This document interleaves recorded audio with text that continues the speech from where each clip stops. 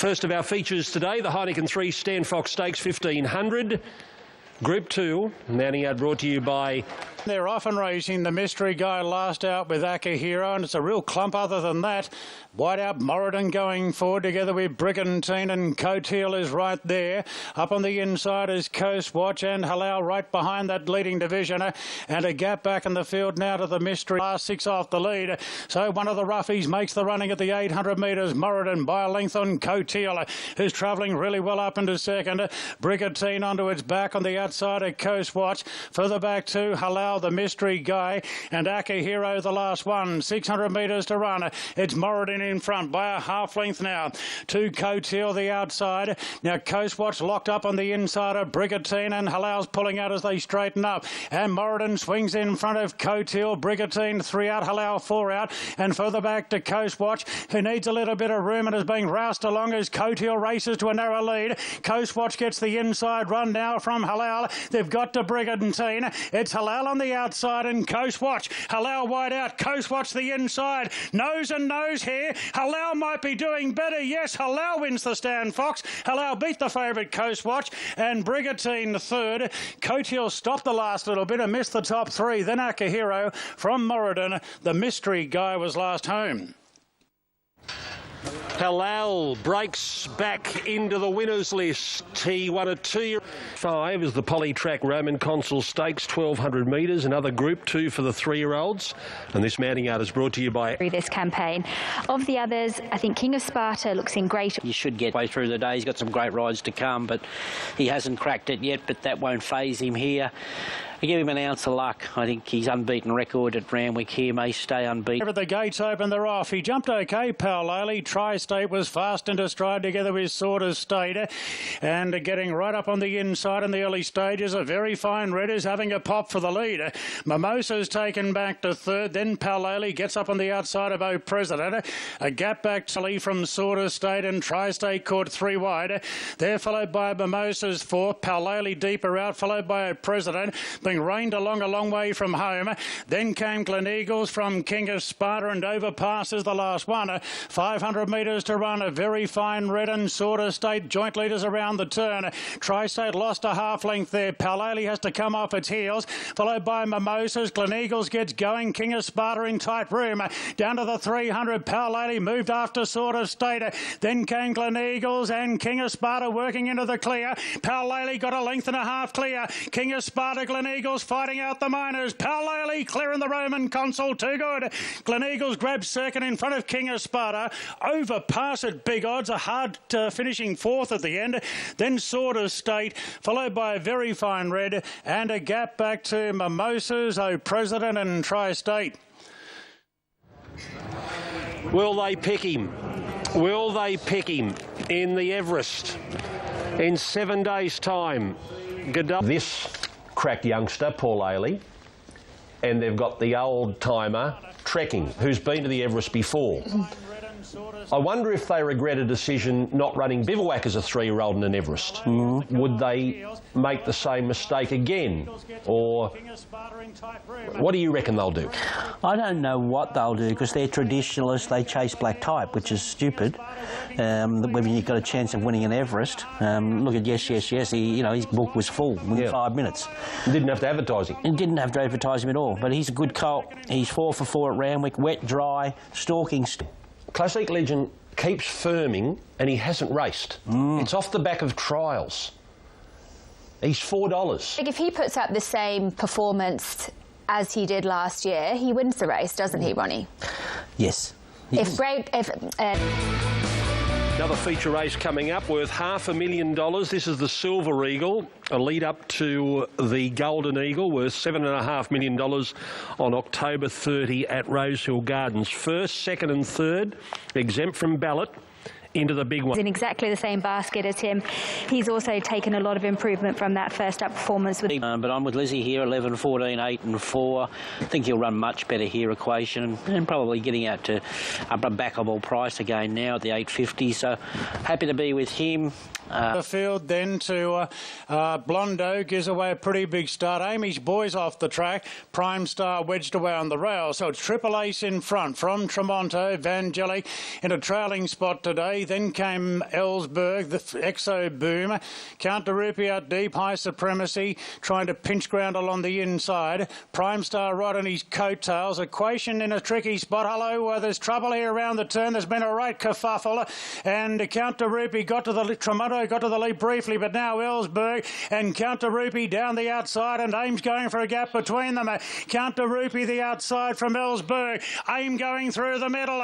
Aim going to Count de Rupee and Ellsberg. Aim with a head in front. Aim by a half head to Ellsberg. Count de Rupee third from Blondo, High Supremacy. Further back to Equation from Exo Boom. They're followed then by Prime Star from Tremonto. And not sure what's happened on the corner with Vangelic. We've got one broken down. Triple. With $7.5 million, first three across the line go into the race. Triple Ace, catastrophic shoulder injury, leading. Doesn't come down, but you see what happens here. Yeah. And then you've got a chain reaction that carries through the field. Yeah, it'd take you half an hour to read the steward's report trying to explain what happened. Just horses getting speared off and checked and pulled out of the race. Vangelic's okay, she just copped that, and then Tim pulled her out of the race. But well, look, he got the breaks. The market disrespected him for a horse with his form on dry tracks, and he gets the job done. I think Ellsberg is in. Look at this; they're all over the place. You can't go through them all as far as who got held up and hampered there. Equation, I'm not giving up on him. He might be a mile of Mr. Consistency. Equation, I'm not giving up on him. He might be a mile of 2,000 metre horse. Equation, and Count. Group 1 racing. This is the Mowat and Shondon Spring Champions Stakes over 2,000 metres. Group 1 racing. This is the Mowat and Shondon Spring Champions Stakes over 2,000 metres. 3-year-old. 100 of the gloaming surging through the line, or the gloaming here, in the gloaming and indicating to. That's clearly the key with him, and he's one of the main fancies on looks and on form. Profondo, number 2. Robbie Dolan, Richard Lipp. Lovely colt, who was far from disgrace going down narrowly last time, maybe throwing the race away just through still being raw and green, hopefully learning all the time, and I think they're winning filly first of all, the Flight Stakes winner from last Saturday, Never Been Kissed, Regan Bayliss for Gay and Adrian. Yeah, the marketplace says this filly's going to shape right up. She adds plenty of interest after last week. The metres, and what I've seen of him so far, I think he's the horse to beat in this race. Of the others, a lovely push from Lizzie for Profondo here. That's all you wanted to hear if he's come on and more switched on. She says yes. Takes her back. Racing in the Spring Champion and Never Been Kissed in the centre, jump well with Satirical Glory, Patton handy with a leg runner, and poking through his Raging Bull, getting a bit tight for room though as Profondo advances his position but caught wide early. Then came Buller on the rails, a half to the grey Benno, further back to Head of State, a length and a half to French Emperor of the rails. Inverell whips up the outside, the back straight now, and Never Been Kissed looking to go back to back from the Flight Stakes, leads the way by a length and a half to the favourite Profondo. Patton in third position, then Satirical Glory, followed by the Queensland filly Buller, is pretty handily positioned on the rails, a half the outside to a leg runner.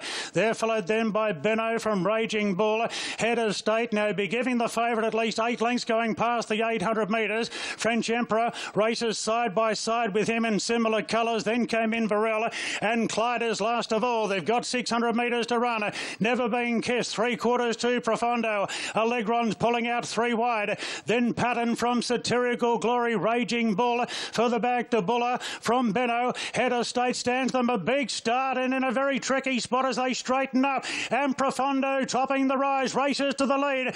Got a half length up on the filly. It's Profondo from Never Been Kissed. Then Alegron. Head of State's a long way back and French Emperor making ground, but Profondo going through his gears. And it's all go for Profondo and the Spring Champion, the favourite, wins it easily from Never Been Kissed and Alegron. Then Satirical Glory from Benno. Further back to Raging Bull, French Emperor from Buller, Patton, Clyde, Inverell. And something's gone wrong with Head of State. He's finished a long last. Well, you've done it, young man. Robbie Dolan, when Irish eyes are smiling after 26 rides at the top level, he can now call himself a Group 1 winning jockey. Profondo has done what Castelvecchio couldn't do for Richard Litt, and that is win the Spring Champion Stakes. The Group 1 out of the way for this colt by Deep Impact out of Honesty Prevails. They paid $1.9 million and they've got it all back in one hit.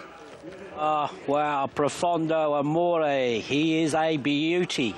And good on Allegron, well, he peaked on the right day, he just wasn't good enough. I think there's more to come from Benno next year as well. That's Satirical Glory. I'm telling you, he could well be a Derby horse. They hunted him up yesterday and he over-raced, but he's still stuck on quite nicely. The other story of the race was Head of State, who pulled up with cardiac arrhythmia for the second time, which is very rare. They have to go through a process once that happens. I just think Profondo's racing pattern, the improvement that he's made from his first up run into his second run, we have to remember it was his third run, career run. Yeah. And if he's made that same improvement from run 2 to run 3, well, he was going to be very hard to beat. And I think the market just adjusted before the race, knowing that he was going to be in front. A positive ride from Robbie Dolan, we have to speak about that as well. He took no prisoners yet as horses when they first start their preparation, but what really gets exciting is when they get better, and you don't think that they can get any better looks-wise. And what had happened to him is the longer he'd been in work, the stronger he had become, and the more furnished and the more mentally aware of his surroundings he had become, and he just got better and better. And that's Ottavio Galetta. He's followed up his success with Castelvecchio to get another very similar type horse. Yeah, Might be a better I think he one. could be better. Yeah, it could be a better, lovely on-pace racing style. Yeah, what will this horse be set for in the autumn? That's what excites me. I suppose he'd go, Rosehill Guineas and potentially even a Queen Elizabeth, which would be really exciting to see a good 3-year-old like him. Yes. Well, she was the pick of the yard for me last time, and she's just a girl that keeps maturing. And at his next start, Ben, who's it going to be in this year's Scalacci? Well, I think that the way we've seen the races working out so far today could pan out beautifully for September Run. I think she'll sit back off the... An improvement each time, and today's no exception. She's a girl when she's in form. September Run is your favourite here, $2.80, and solid enough in the market. Got into as short as $2.70, then $2.93, but $2.80 now for September Run. Yeah, she's got to get back to winning, but it does set up that she gets all the favours here. Racing now. Bella Nipotina away with them. Dosh out well as expected with Savatu Excel, and behind those Bella Nipotina. Half row Heron. So the leader Dosh, the filly at the 600 metres, 3 lengths Savatu Excel, a length and a half Bella Nipotina. Then came Isaurian on the fence, September Run next. Then came Shaquira, who tries to keep her in, and 2 lengths row Heron. Dosh has got a good buffer around the turn. 300 metres to go, led 3 lengths to Savatu Excel, Bella Nipotina, Isaurian, then September Run. Dosh is flying along at the moment at the 200 metres, still led by 3 Savatu Excel, Bella Nipotina. Dosh getting weary now. 100 metres to go. Savatu Excel, Bella Nipotina trying hard. Dosh in front. Savatu Excel drives. Photo finish. Savatu Excel or Dosh. Photo not sure. Bella Nipotina third. For fourth, September Run, Isaurian and Rohiran all there, and Shaquiro last of the 7. Well, it was a tricky photo in race 1 for Matt Hill. It's Dosh and Savatu Excel. We wait to try and separate them. Can the 3-year-old filly hold on at her fourth start? No. It's the Goodwood winner, Savatu Excel. What a return. He looked resplendent in the yard, prepped up, ready to go. And Tony McAvoy might have the opportunity to claim back-to-back Manicados. This was the pathway last. This is a fantastic training performance from Tony and Calvin McAvoy. The Goodwood winner, of course, from May. 14 months ago, he was unplaced in a Darwin Cup. It's been an extraordinary turnaround where he's become this gun sprinter. And win Group 1s and Group 2s, let alone being taken out to a trip like that as well. Good performance, though, from the McAvoy team. They had Haydock run 4th in this race last year, then win the Manicado. Savatu Excel set to tread a similar path. He was able to nail the filly Dosh on the line. first three in running finish. Great ride aboard Dosh, wasn't it, Mike? I was going to say exactly the same thing. Just let her run. She's got the lightweight. She's not a sit sprint sort of filly, and nearly stole the race. I mean, it was just Sava 2XL, just such a brave horse. Was always going to keep finding the line, but I thought the ride on the second horse was terrific. Bella Nipotina just didn't have that same turn of foot that she had last start, but I think she had the sprint sucked out of her the way the race was run. September Run. She's not Caulfield, obviously, and Zaki, well, he's your favourite. $1.30 Wednesday afternoon, which is around 77% winning probability. We know price, well, it has to match up to a probability of winning the race. And $1.28, 27%. Now you get to $1.20 and it's 84%, 83, 84%. So the market's moving another 6% probability towards Zaki. And that's all there is to talk about, really, is 95% of the cash is on him. Probably in winning the Turnbull, here Zaki appears coming through the Underwood. Yeah, Zaki's going to be hard to beat, but just to touch on Homesman, still, like he just... What can we really say about this horse? His recent form is outstanding. He's now put together... Zaki looks really hard to beat. I thought he would come on from the last victory. If you use his... As I said before, she did have a good blow after that last run, so hopefully there is improvement there. I'd love to see there being a good contest today. $1.20 Zaki, now out to $1.24. So just in the last 5 or 6 minutes, he has just slightly drifted, but there's no cause for alarm there. Probably gets to $1.26, $1.28, I think, by the time these barriers open. Homesman just firming back in, $13. There they go. And they all jumped in a good line. Homesman just ridden with a little bit of aggression early to stay with Zaki and no effort in the first 100 metres. Probably about a length and 3/4 away behind them from Nonconformist. So they're about to climb the hill and head past the 1600 metres where the mare No Effort is going to take it up. Loves the front running tactics and led by a length and 1/4 to the Australian Cup winner Homesman. Zaki is third, 2 lengths away, just a shade keen outside of Probabile, and last No Effort by 3/4 Homesman. Zaki 2 lengths off the bunny at the moment. Then came Probabile and Nonconformist. 800 metres to run. The leader No Effort from Homesman. Now Williams just eases Zaki out 3 wide. It's a length away and now the race is about to quicken right up as Homesman lets down and takes No Effort and is going to try and run away from Zaki. So at the 450, Homesman lets down, led by 3/4 of a length to Zaki as the jockey on Homesman, McNeil's the first to go for the Persuader. To third, Probabile, only 2 off the lead, and then Nonconformist. Zaki's got a race here in the straight at the 300. Homesman just in front. Zaki has to find because Probabile's driven through and Nonconformist. Zaki's really going to have to find at the 150. Probabile's wayward. Nonconformist the threat, then Zaki. Probabile and Nonconformist. Probabile just in front. Nonconformist drives. Photo finish. Nonconformist or Probabile, then Homesman or Zaki, who was disappointing face value. They found a way to beat him, and last of the 5, No Effort. An epic might and power, but not anywhere near the way we expected. It's a photo, Probabile and Nonconformist, and it looks like Probabile has got it. Probabile at 2,000 metres in the might and power gives Brett Preble his 34th Group 1 of the spring, and he is absolutely electric on the big stage in Melbourne this season so far, and he gets it done with Probabile, the mare, outpointing Nonconformist in a driving finish. Sure has. I don't know if he relished... He didn't seem to fully relax, and the stable thought this was Zaki, that he didn't relax in behind what looked a moderate speed, and we didn't see the best of him there yesterday, but... Probabile, to her credit, she'd had a couple of runs at 2,000 metres and a few had a doubt on her over 2,000, but the big thing was they were on wet ground. I mean, last year's Cox Plate and in the year, and she just doesn't handle them. She got onto a preferred good surface yesterday and she showed just what a terrific mare she was. She loves Caulfield, doesn't she? She does love Caulfield. Phenomenal. She probably has to go to the Cox Plate now on that. Nonconformist has run a storming career peak. Geordie Childs just misses out in front before and after the post, but... Zaki, so he was 250 yesterday. We're seeing 325 now. But Zaki yesterday, I think he should have pressed him earlier. Listening to them pre-race, the recording from the stable representative, he said, we're going to tell Craig to do what James McDonald usually does on Zaki and send him earlier, taking off at either the 1,000 or the 800. Well, we got to the 800 and I'm sitting there waiting in the commentary box. When's Craig going to go? But at the 800, he was still there strangling, holding on to him. I don't know if the speed of the race suited the horse, but at the same time, he didn't go at the 800 metres where everyone thought that he was told to do that, leader, and take the spot outside the leader. I'm flabbergasted by why Craig didn't do that.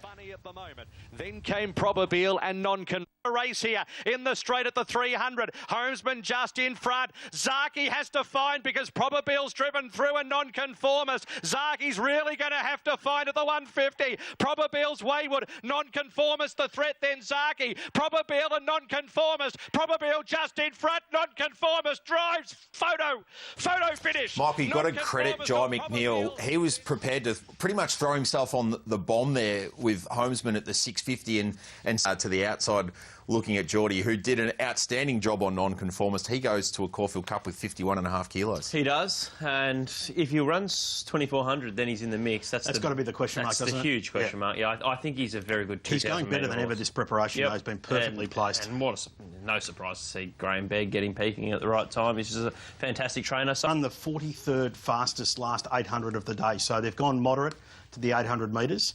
43rd fastest home, and he hasn't broken 12 seconds for the last 200.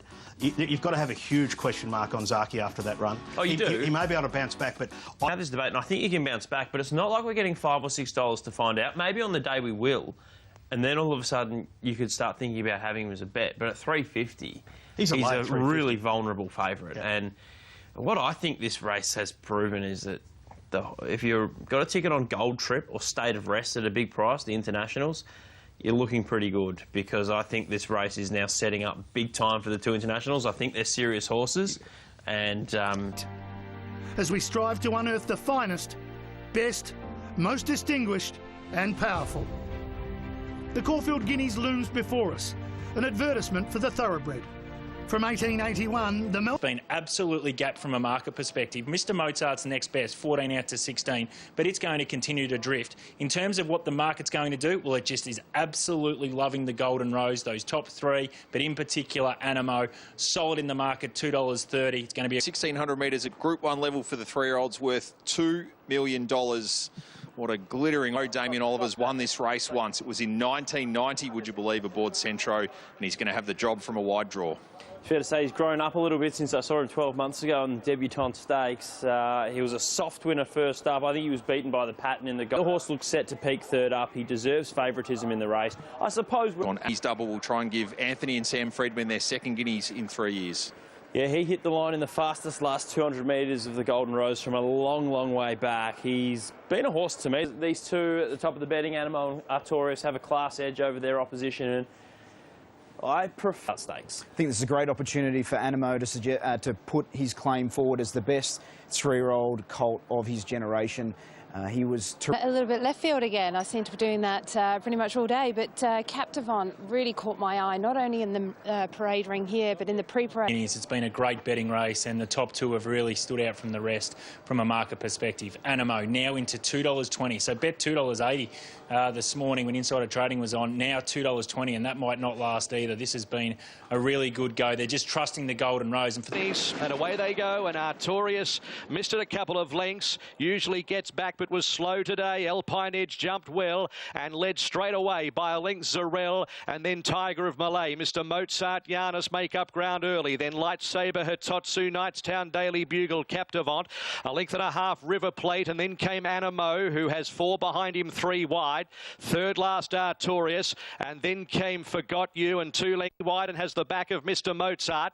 2 further back is Captivant, also deep from Daily Bugle and Hitotsu the rails. A length and a half away Animo, and then Knightstown, and in that group River Plate. A length Forgot You. Second last Artorias, and last of all is Predeturn. Alpine Edge, Zarel, Mr Mozart. A line of 3 at the 550. It's about to hot up. A length and a quarter away Giannis. Passed by Lightsaber. Tiger of Malay still hunting for runs up on the inside. Captivant's getting going, and they were followed by Animo, who's tracking into it 5 and 6 deep and running on. Alpine Edge at the 300 metres, joined by Lightsaber and Mr Mozart towards the middle of those. Running on now is Captivant, and here's Animo below the 200. Lightsaber, Captivant, Animo moves up boldly, though Artorias is out late, but it's too late. Animo and Captivant stride for stride. Animo the stronger. Animo won the Guineas from Captivant. Captivon, Artorias, Photo fourth, Lightsaber or Hitotsu or Forgot You, a gap to Prix Turn, then Tiger of Malay, Mr. Mozart, Giannis, Daily Bugle, River Plate, Alpine, Edge Got Tired, Knights Town and Zarel. Well, for the sixth time in the last 9 years, Sydney is the pathway to Guineas success. And Animo emulates Helmet from the Darley Godolphin family, who won the ATC Sires as a 2-year-old back in 2011 and goes on in the spring to win the Caulfield Guineas. He won the Run to the Rose. He was second in the Golden Rose. This was always going to be D-Day for Animo, and he has duly delivered. What a run, Captivon. Charlotte Littlefield picking. The Animo jumping there from that wide gate. Damien Oliver, as we mentioned, gets his second Caulfield Guineas 31 years after his first on Centro, and he won it in similar circumstances, presenting wide. He's 123rd Group 1, and he does so in a race record of 1:35 flat. 6 of the last 9 Guineas winners have now come via Sydney, either the Stan Fox or the Golden Rose. Animo's path here was the Run to the Rose victory and then second in the Golden Rose. Champagne winner Captivon, excellent, who actually drew next to Animo. Artorias had to chart a path from second to run third. Hitotsu and Forgot You, the follow runs for the Derby. Sabre and Mr. Mozart towards the middle of those. Running on now is Captivon, and here's Animo below the 200. Lightsaber, Captivon. Animo moves up boldly, though Artorias is out late, but it's too late. Animo and Captivon stride for stride. Animo the stronger. Animo won the Guineas from Captivon. Artorias. Michael, the Chopper Vision tells such a story in all these feature races, but so it was a grinding performance. They've run record time. It looked to be a soft win in the end, but it wasn't like a Who Begot You or a Weekend Hustler where they have that sharp turn of foot from the 600 to the 400. Dawson, if ever there's a 3-year-old that can progress onto the Cox Plate and be very competitive, he seems to have the profile to do that. And the reason it looked like that he had to work and was grinding more than sprinting over the top of them, is they went so quickly. This was a record time for a Caulfield Guineas. You're not going to sprint over the top of them effortlessly off that sort of speed, really away, and then has a lot of work to do. And when you are back there, you're probably going to run home quickly. He's a very talented animal, Artorias, but I think the best horse and the best of his generation won the race. Great view of this. Have a look at Forgot You in front of this horse rushing home from a derby. I thought there were 2 really nice derby trials in this race. Forgot You was one of them. Hitotsu in the same colours was the other. The interesting thing we heard from Dave Eustace this time. So Animo became the first horse since Helmet 10 years ago to win the ATC Sires at 2, then back up and take out the Caulfield Guineas. Damien Oliver has had... Everywhere else bar the stable, they said, no, we're going to the Caulfield Guineas. And he did this. Group 1 winners filled the trifecta. Yeah, and we all know he's a class colt.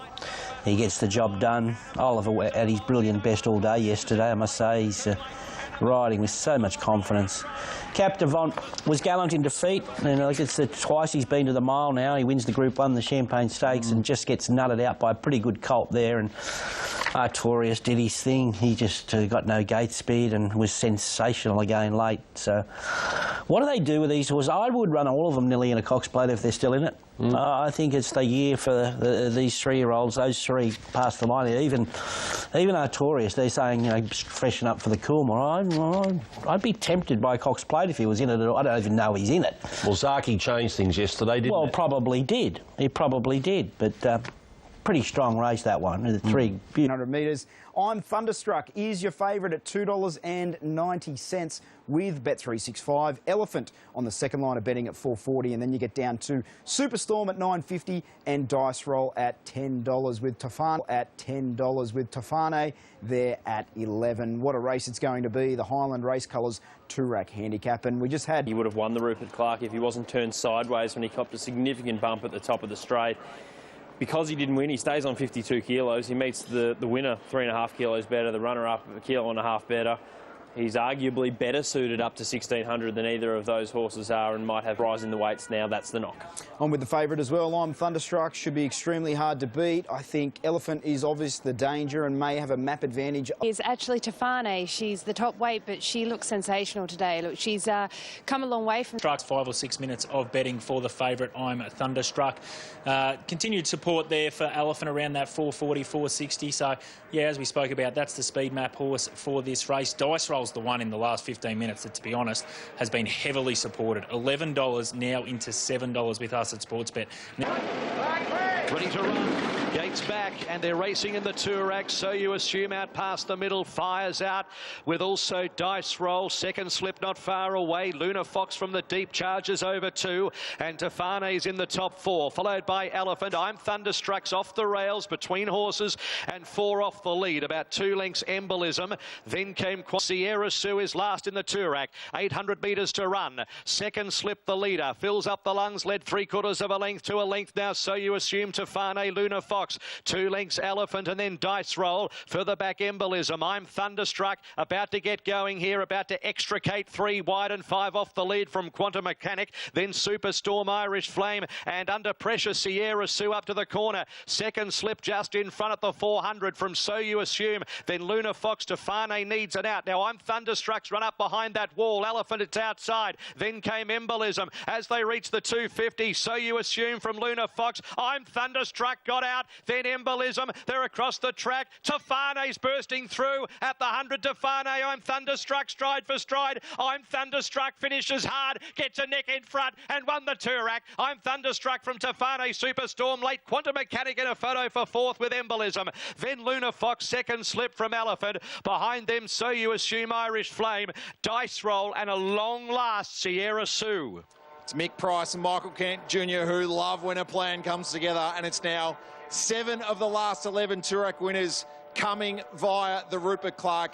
It was an unmissable run when he had rotten luck for 3rd in the Rupert Clark on his return, and they win the Group 1. They were so heavily coveting with I'm Thunderstruck. Super run to Fane from... And we all did after the Rupert Clark as to, gee, how good is this horse? And everything went against him yesterday, and he stood up to be counted and has absolutely obliterated the clock in the process. So a couple of terrific performances by those 2 horses. And the ride was absolutely breathtaking.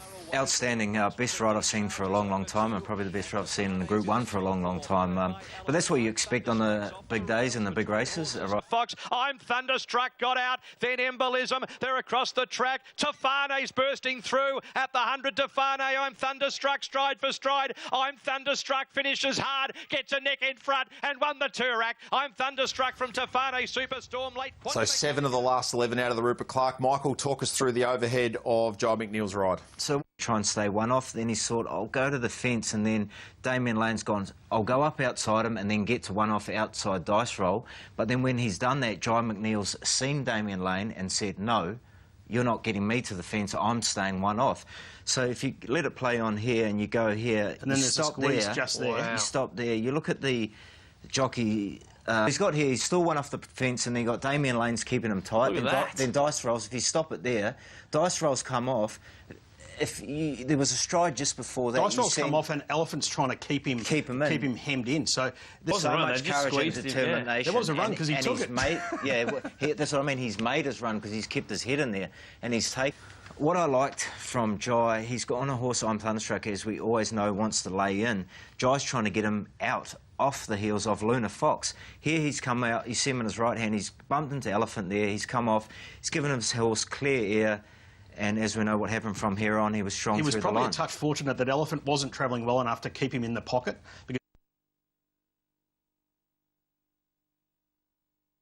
To Group 1. What about the ride on Tefane? Like, she's put in an absolute cracker, carrying 58 kilograms, giving 6 kilograms away to I'm Thunderstruck and going down narrowly. I personally had my doubts about her running a strong mile, going left-handed. I've got to put a line through those doubts because she was enormous yesterday under... Earlier today in the Might and Power. Yeah, he was terrific there. He was solid first up. It was a race where nothing really changed their position. Very good in that Foundation Cup last start. Fastest last 200 of the race. Very good through the line, off a fast speed. Looks like... Ben? Yeah, I thought Delphi was the best bet on the program. If he runs to his form from last start, I think he's going to take a power of beating. And look, I've followed him the whole way through and made him a horse to follow from that first time. $2.35 at 9 a.m. So really strong market support for this import. Outside of that, Turidan's really the only other horse that the market has trended towards that $5.50 into $5. Of a horse at double figures, probably the chosen one, who did win this race 2 years ago with 54.5 kilos. Usually this race does profile for horses. Ostropovich, and they're ready for the Herbert Power. Set, racing. Delphi away cleanly. Beret took a skip and missed it over on the far side. Defibrillates back with him. Delphi's up there early with Future Score. Act Out. Here's some from the deep. Turidan coming over with also Rostropovich and Mirage Dancer. So they charge past the empty grandstand. The Chosen One. 800 metres to run. It's Turidan just the leader at the 750 from Rostropovich. Then Kalorni. Now Delphi's about to get going, and that flushes out Mirage Dancer. So Delphi's 4 wide and takes the lead at the 600 metres. Delphi lets stride. Goes to the front from Turidan and Mirage Dancer. Then Hustle War. Future Score whacks away outside of Kalorni from the Chosen One, then Beret, but Delphi left in front a long way from home, but clears out about 3 lengths in front of Mirage Dancer. Then Turidan, Hustle War, the Chosen One to the middle. Delphi at the 200 metres, led by 2 lengths Mirage Dancer. The Chosen One, Hustle War. Delphi Oliver takes a peek over the shoulder at the 100. He still leads by a length and 3/4, and Delphi's going to do it. Delphi wins by a length, the Chosen One, Hustle War, and Defibrillate through for 4th. Then came Mirage Dancer, Beret, Turidan, Future Score, Kalorni, a long gap Actau, and at the tail of the field was Rostropovich. Decision time for Anthony and Sam Freedman to pursue perhaps next Saturday's $5 million Carlton Draft Caulfield Cup. Delphi takes out the Herbert Power. At this stage, he's got 52.5 kilos, so he'd have 3 kilos advantage on the favourite Incentivise if they elect to go that way. Next race 2 years ago, Delphi heads to the Caulfield Cup with 52.5 kilos, was presented off a close second in the naturalism to non-conformist. Of course, that form was franked a little bit earlier on in the day. Just the 2 Herbert Power winners in the last 50 years have done the Caulfield Cup double. The most recent of them, of course, Master O'Reilly back in 2007. Yeah, I think that this horse has the opportunity to potentially add to that. Now, I think I do respect sending him for home early, and he was good enough to keep running. It was quite soft on the line. He'll get a decent weight off Incentivise, and yeah, I was really taken by this performance. I know that the opposition's nowhere near as strong as what he'll face next week, but I don't know about you guys, but I've got him as, at this stage, not seeing what Floating Artist is going to do on Wednesday. He's the second at this seed, stage, the second seed behind Incentivise. By a length, the Chosen One, Hustle War. What did you make of the performance, Simo? I thought it was an outstanding performance. I mean, clearly a very confident ride, taking off at about the 700, knowing that the horse was bolting.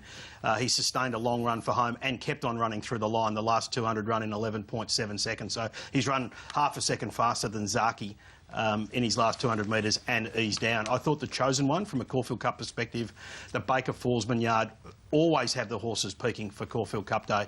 He's one of the best trainers of 2,400 metre horses that I've seen in my time in racing, and I know that he focuses heavily on the Caulfield Cup. So he's just humming along beautifully for next Saturday. But I thought Delphi still had plenty in the locker, getting in with a beautiful weight next Saturday.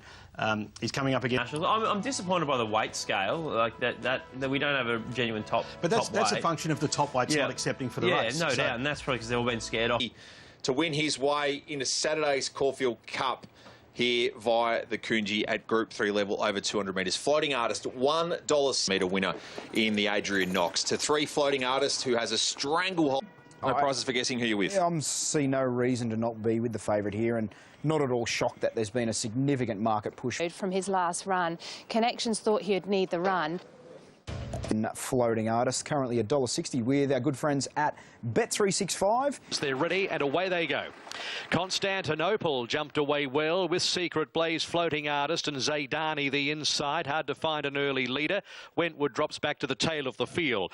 So they complete 350 metres. Floating Artist steadily working forward, led from Constantinople, who's dug up to race it early.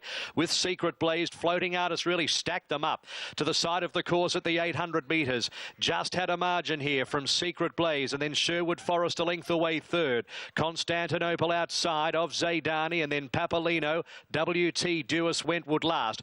Floating Artist every chance in front. 600 metres to go. Just in front of Secret Blaze. There's only a head in it. Then Sherwood Forest getting closer, a neck away third. Further back Papalino, who's about to move up 4 deep from Constantinople. Zaydani behind those.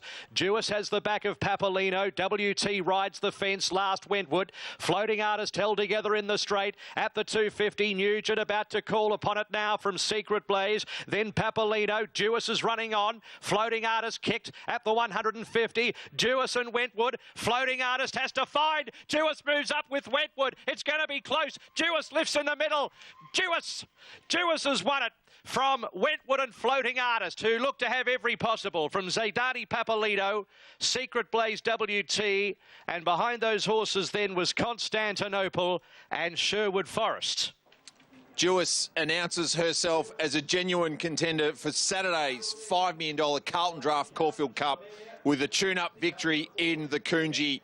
2, 6, 3 and 8 are the numbers. Charlotte Littlefield's pick of the yard, Wentwood, the Country Cup's king, runs some sort of race to grab a Group 3 placing.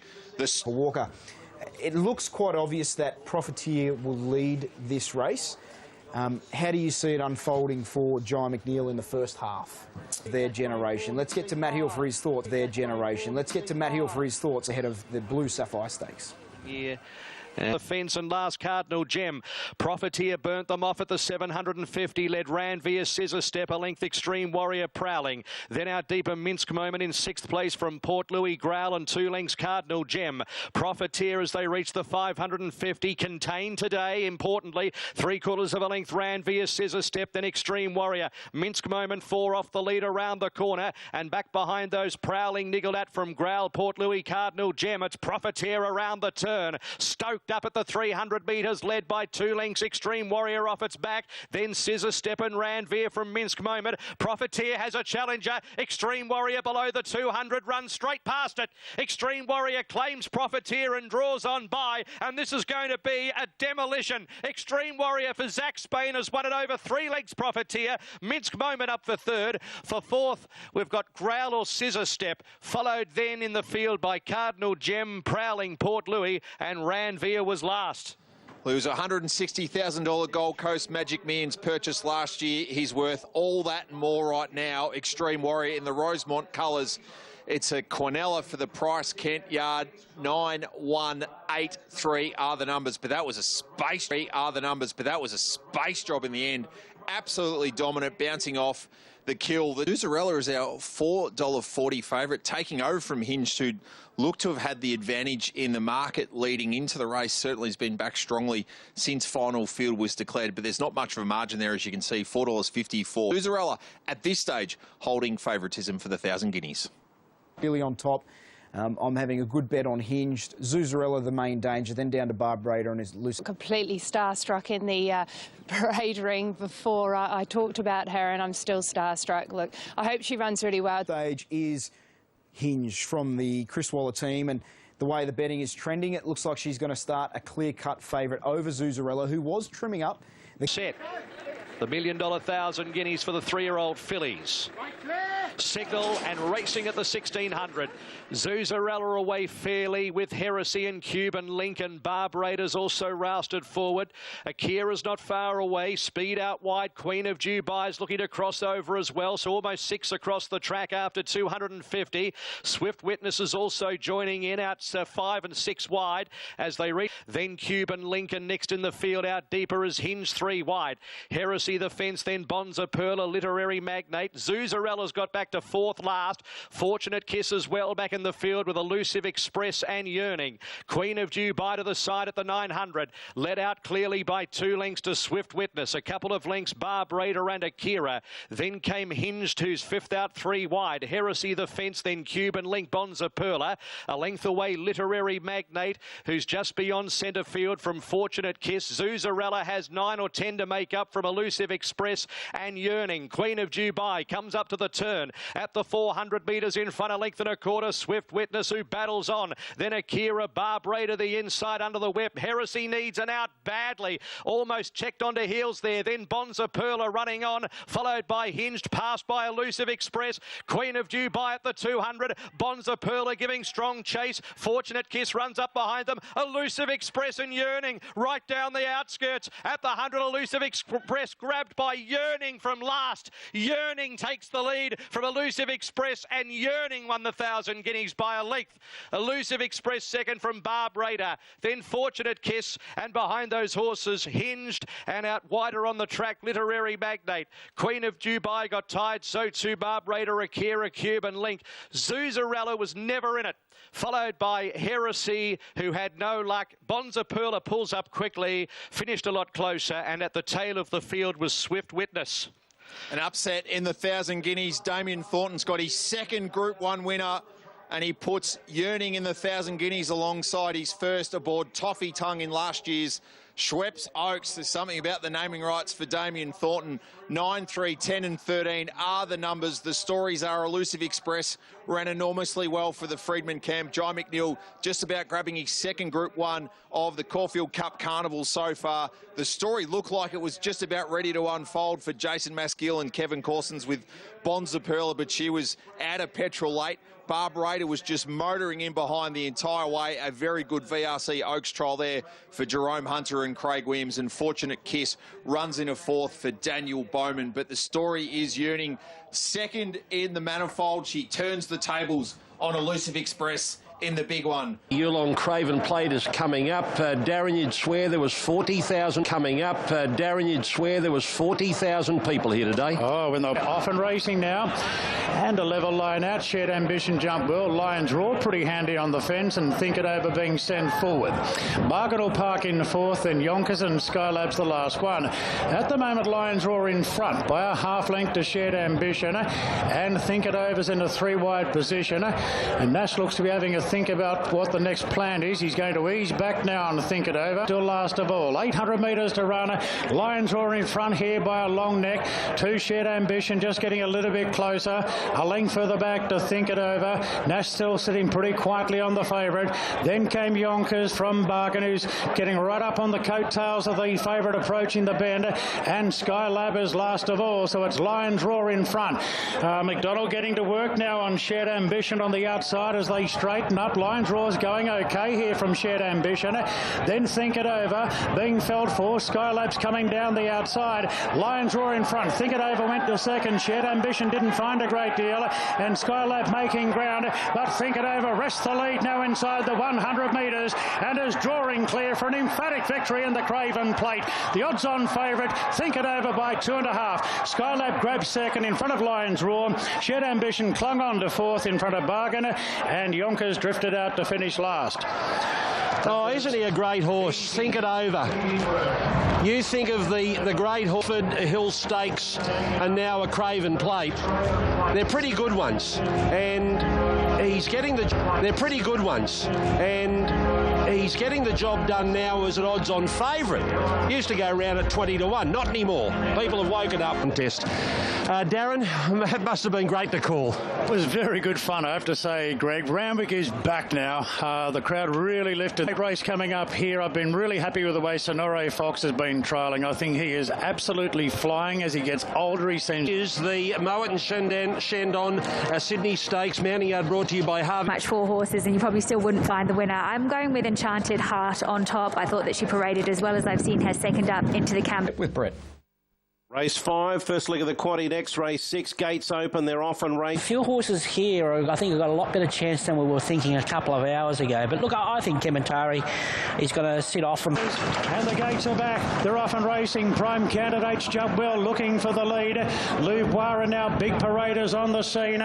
But Prime Candidates going to lead from Big Parade. Louvois third. Sonore Fox jump well, but Ian for two says last. Prime Candidate in front from the favourite Big Parade. Louvois third. Then Flat Heaven, followed by Standout and Sonore Fox. Further back to Enchanted Heart, Kementari rocketing by as they come up to the turn. And the last three, Chat, Wheelhouse and for two sits Prime Candidate turning the corner in front. Prime Candidate by a length on Big Parade being sooled up, giving chase. Then Standout from Louvois, Sonore Fox. Further back to Flat Heaven. Kementari's four off them trying to thread through. Prime Candidate still in front. Big Parade is lifting now and Standout's going with him, but Big Parade surges. Big Parade got to the front from Standout. Kamantari late, but Big Parade too good. Big Parade won the Sydney Stakes, beat Standout. Photo third, prime candidate Kamantari. Then Sonore Fox further back to Chat from Wheelhouse. Then came for twos from Flat Heaven, Enchanted Heart, Lou Warren rocketing by. Well, they're well and truly warmed up, this crowd. A favourite got home in the race before the Everest, Big Parade. Number 5, Big Parade, Mark Newnham, Johnny's gone back-to-back, Big Parade.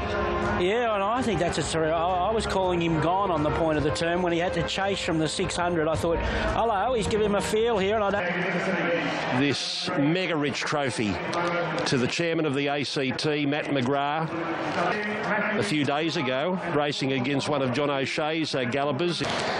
So, $15 million in prize money, plus $700,000 plus for the trophy. Let's go. I think the grey can do it again, Classique Legend. The barrier trials have improved with each one. All the vibes are there. I'm sticking solid with Classique Legend to beat Nature Strip, Masked Crusader, and I think... Trains, James McDonald rides. Well, it hasn't been the kindest race to him in the past, for the past 2 years, but he's humming this preparation. Never seen the trainer and jockey more confident. He's here to rumble today, and I love what a story this could be. 307 days off, 3 trials, only 1 run in Hong Kong since decimating his opposition in this race last year. Past 2 trials have been magnificent, and I can't see any nervous energy whatsoever. Well, I suppose the yard report was going to be all important. Fitness is not an issue. What is the only question mark is he inside, everything is okay? Obviously, you cannot... The man who's ridden 3 of the 4 Everest run. Eduardo, Nasruwilla and Joe Pride combined. The slot holders are the Star and Arrowfield. Yeah, he's an outstanding little sprinter, isn't he? He's beautifully prepared for this with a win over Nature Strip there first up. Nice trial win since. He's ready to rumble. And Damien Moyle, he ran 3rd in the Everest last year. Yeah, he knows it's race day. He knows it's race day for sure. He's very brave in this race last year, running 3rd wheel. Is the trainer. What a terrific old sprinter he is. He's got 10 wins and $5.3 million in the bank. Just look at some of the race. Rider for Team Hawks. Yeah, those winkers go on today. There's a beautifully prepared horse. To think 2 starts back, we're all laughing at he looked he got hair all over him. He wasn't ready, but he's just primed for the moment here. We know he's a back marker. He would have really appreciated. 3-year-old, yes. Classique Legend can become a Red Zill and win it twice this afternoon. Yeah, I reckon he can. He's trialling like a bomb. We'll get to a replay. 480 out to 6, back into 550. Tackles it first up and is the Brassel best bet of the day. Yeah, very keen on him, and he looks in good order too. Cool, calm and collected in the mounting yard. That's just his trademark, but give him strength, mother. Hopefully he can win 2 on the trot. You're with Nature Strip. 3rd time lucky perhaps for the Chris Waller galloper, Mr. Gately. Yeah, look, I think he had excuses the first year. I don't think he was quite a top in a metre horse yet. And last year on Eduardo, hopefully take over and then try and hold off these big finishes. On the tab fix, Nature Strip, 360 out to 380 and then back into $3.70. Eduardo's 6 into 480, best back to beat it. Classique Legend. To mention, I'm going to go the way of Eduardo. I've just been a huge fan of him all the way through. I think he's having a perfect preparation. He's not the standout glamour in this field, but he couldn't look any... Yeah, what a race. This crowd won't take much revving up when Darren stirs them up here in a minute. I'm going with the grey, the mighty grey, Classique Legend. Hopefully he gets into a position here. And days, Ronnie. We've had Classique Legend as favourite, we've had Nature Strip as favourite, and now a late surge for Eduardo, who's into 2nd favourite. Well, this is where the proper money starts to happen, and Glenn says just $1 million held in the... Everest, stand by. The big roar of the crowd. Starter set to let them go. I can't hear what's going on in the gates. Now they're back and they're off and racing in the Everest. Masked Crusader was last out. Wild Ruler and Nature Stripper jump well together with Eduardo. Home Affairs there just easing back a little bit. Libertini as well. Lost and running on the improve. Getting past Guy Tra. Embracer taken back. They're followed by Trekking. The grey Classique Legend back to 3rd last. Masked Crusader up the inside of the Inferno. So Nature Strip rolls on with the job. 3/4 a length in front. Wild Ruler Surges up on the outside, going to second in front of Home Affairs. They're followed then by Eduardo fourth. Then Lost and Running from Guitra, Libertini, Embracer. Then tracking Classique Legend, being nudged along a bit from Masked Crusader and the Inferno's last as they come up the rise now, and Nature Strip in front by a length and a half to Home Affairs. Eduardo's flat out but still chasing. Nature Strip at the 300 metres, 2 lengths clear from his old sparring partner Eduardo giving chase. It's Nature Strip in front of Eduardo. Classique Legends rattling home. Nature Strip in front of Eduardo. Nature Strip kept going. Eduardo. Masked Crusader's jumping out of the ground. Just missed. Nature Strip clings on. He's king of the mountain this time. Nature Strip from the fast finishing Masked Crusader and Eduardo. Then came Classique Legend, Lost and Running. Further back to tracking Guitra, Home Affairs, Libertini, Wild Ruler and Embracer in the Everest of 2021. It's all his today. Nature Strip, so brilliant here at Randwick on any other day. He has done it in the Everest at his third attempt. He travelled strongly and Crusader from nowhere flashes too late. Nature Strip is in the history books as an Everest champion. And what a worthy winner. He's had a couple of cracks at it, and him and his stablemate dominated the race from the front. He put that winning split on them between the 3 and the 100, and then it was left to Masked Crusader to finish with a big bang there. But a worthy winner is Nature Strip. It'll only be one of her, but is he one of your favourites? He's right up there, that's for sure. For sure. And he earns a break now? Break for 3 weeks, probably goes to Melbourne for the Darley Sprint. That was always the plan, and the owners in Melbourne haven't had a chance to see him. No one's had a chance to see him. I think Jack's here today. He's time, but there is nothing like a crowd. No. There is nothing like a crowd. Well... Rise now, and Nature Strip in front by a length and a half to Home Affairs. Eduardo's flat out but still chasing. Nature Strip at the 300 metres, 2 lengths clear from his old sparring partner Eduardo giving chase. It's Nature Strip in front of Eduardo. Classique Legends rattling home. Nature Strip in front of Eduardo. Nature Strip kept going. Eduardo. Masked Crusader's jumping out of the ground. Just missed. Nature Strip clings on. He's king of the mountain this time. Nature Strip from the fast finishing Masked Crusader and Eduardo. Then... OK, Nature Strip at his third attempt in the Everest. It could have been his fourth attempt. Remember, he was picked 4 years ago and he failed in a lead-up and they withdrew him, but he ran in the next 3 and it hasn't been his race. The TJ's been his race. The TJ Nature Strip turned up. The real Nature Strip turned up. Oh, well, it's just... but the confidence in the camp to say that they've had him right all spring, you had to believe. Well, you could see. You could see he was a completely different horse. I think... Strip, and I think that's what most people were hoping with Nature Strip, because he is the best sprinter in the land and he did deserve to win the best sprint race in the land. You've spoken about this before. The autumn Nature Strip comes back off a shorter break and is fitter. Yes. Whereas the longer break into the spring doesn't necessarily help him.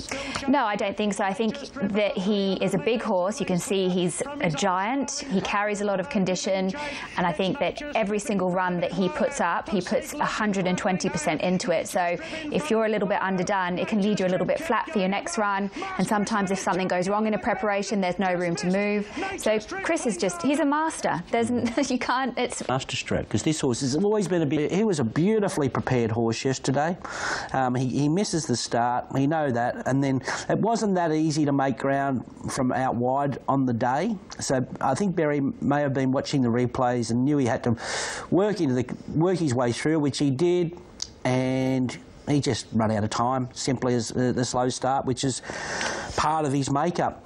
I think most people were shocked when Eduardo didn't lead, but he did have Nature Strip's back, and he was given every opportunity to run 1200 right out. I did chat to Nash afterwards, and he said, oh, I sort of, you know, I didn't want to gas him for the 1200 metres.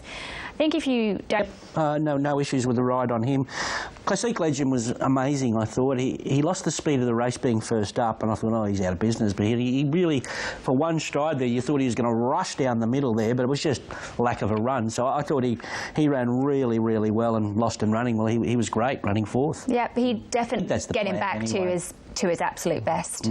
We only need look at the TJ Smith from the autumn, the trifecta.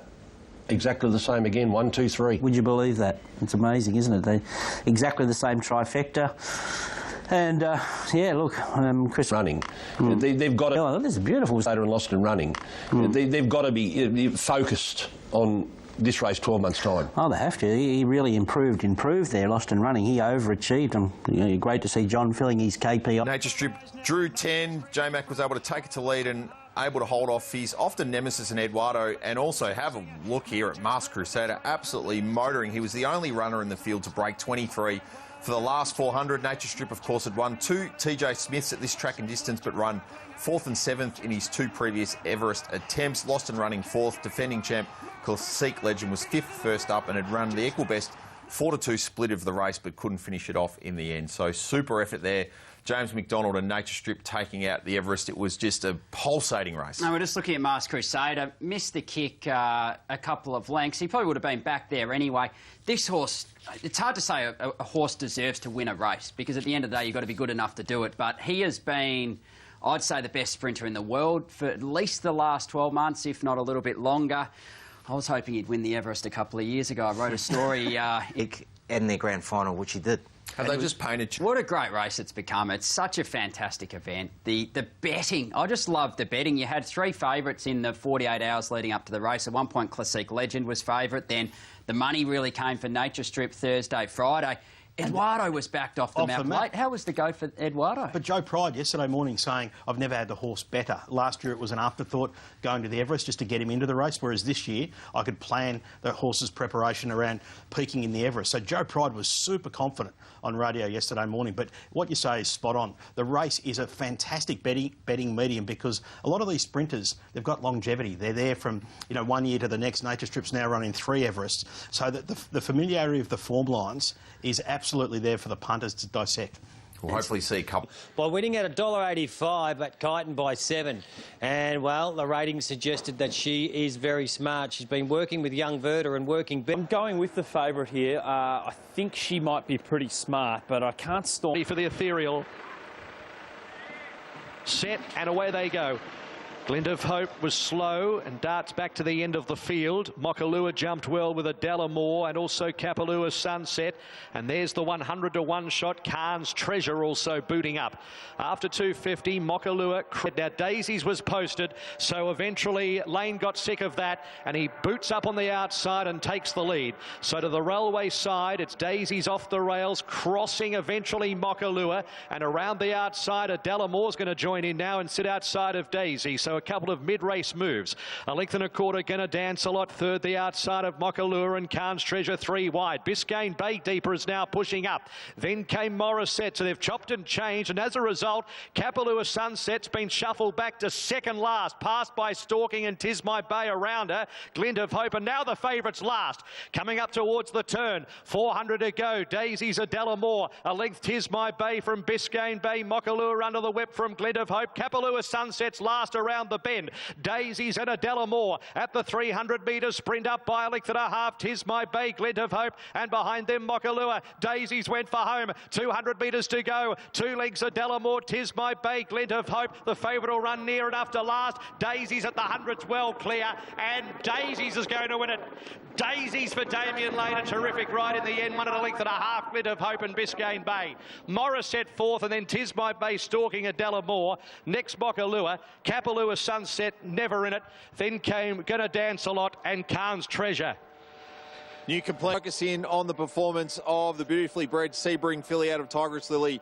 Daisies for Damien Lane, a masterful ride, a great performance. Manifold form line stood up throughout the course of the week. It provided the Quinella in Wednesday's 1,000 Guineas, and yesterday it also provided several place getters in the Ethereal. It was Daisies who was 5th in the 1,000 Guineas Prelude, and then 6th in the Manifold, taken to the lead by Damien Lane, which was really the race-winning move in the end. Matt off a sedate tempo at about the 1,000-metre, and he had them all chasing in vain thereafter. Glint of Hope was... The white with the dark blue cap. This was a farcically slow-run race. At the 800-metre mark, they would have been 10 lengths off the boys in the next race we're going to analyse. Second of the Price Kent runners, and completed the trifecta behind Al Patroness and Tis Magic in the Super superimpose. Yeah, so he jumped and ended up in an OK position, but had to be dragged back looking for cover and then given superimpose. Where are you siding in the Caulfield Classic, Ben? Yeah, I was with Gunstock last time out, and I think there were a few things against him coming out of a really slow race where he showed a bit that he was beaten. It was the way that he just sort of got a little bit out of his ground, where today, from a good gate, he potentially can find cover early. I really like T Waters. I found this quite a hard race to pick just one favourite. With a favourite Gunstock creeping out to $4. So $3.40 earlier today, out to $4 on race day. Why? Well, there's such a great spread of money outside. Punters taking on the favourite Micro. Rock solid. Racing. Pretty good line too. El Patroness from the outside gate. Can't quite get across and is going to sneak back towards the end. Gun Deck and also Sharper jumped well. With also Turn It Up Tommy. Not far away is Gunstock, and also along the inside in the race is T Waters. El Patroness couldn't quite find a position. Is going to force on out front from El Patroness as they reach the half-mile marker. Micro third outside of Turn It Up Tommy. Then came Tiz Magic, who's working, facing the breeze.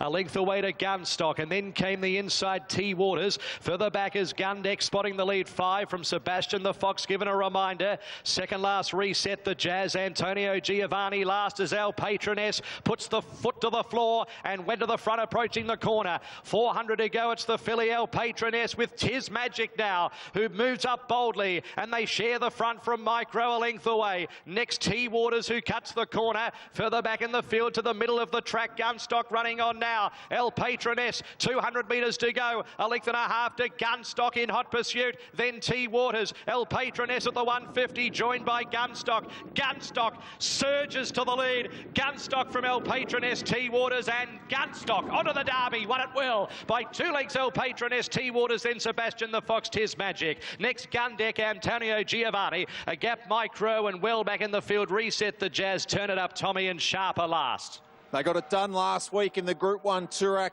with I'm Thunderstruck, and here it's McNeil, Price, Kent with Gunstock, who is Derby bound off an audacious win in the Caulfield Classic. 6, 13, 9 and 8.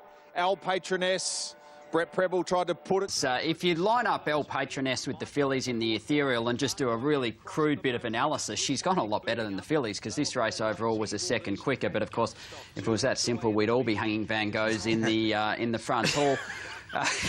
She's probably the #1 seed for the O'Brien. Littlefield too, who did a great job from the mounting yard yesterday. She was pushing up for T Waters in this race, who ends up running third for Archie Alexander, coming off a Ballarat maiden win.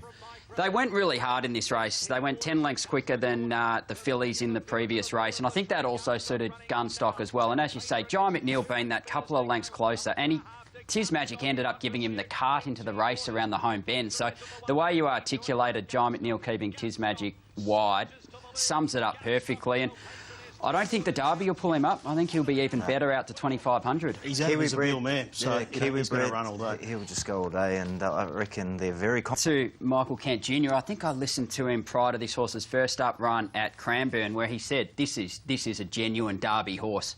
He's bang on the mark. Yep, certainly going to be a contender come Derby Day, but as you mentioned, forgot.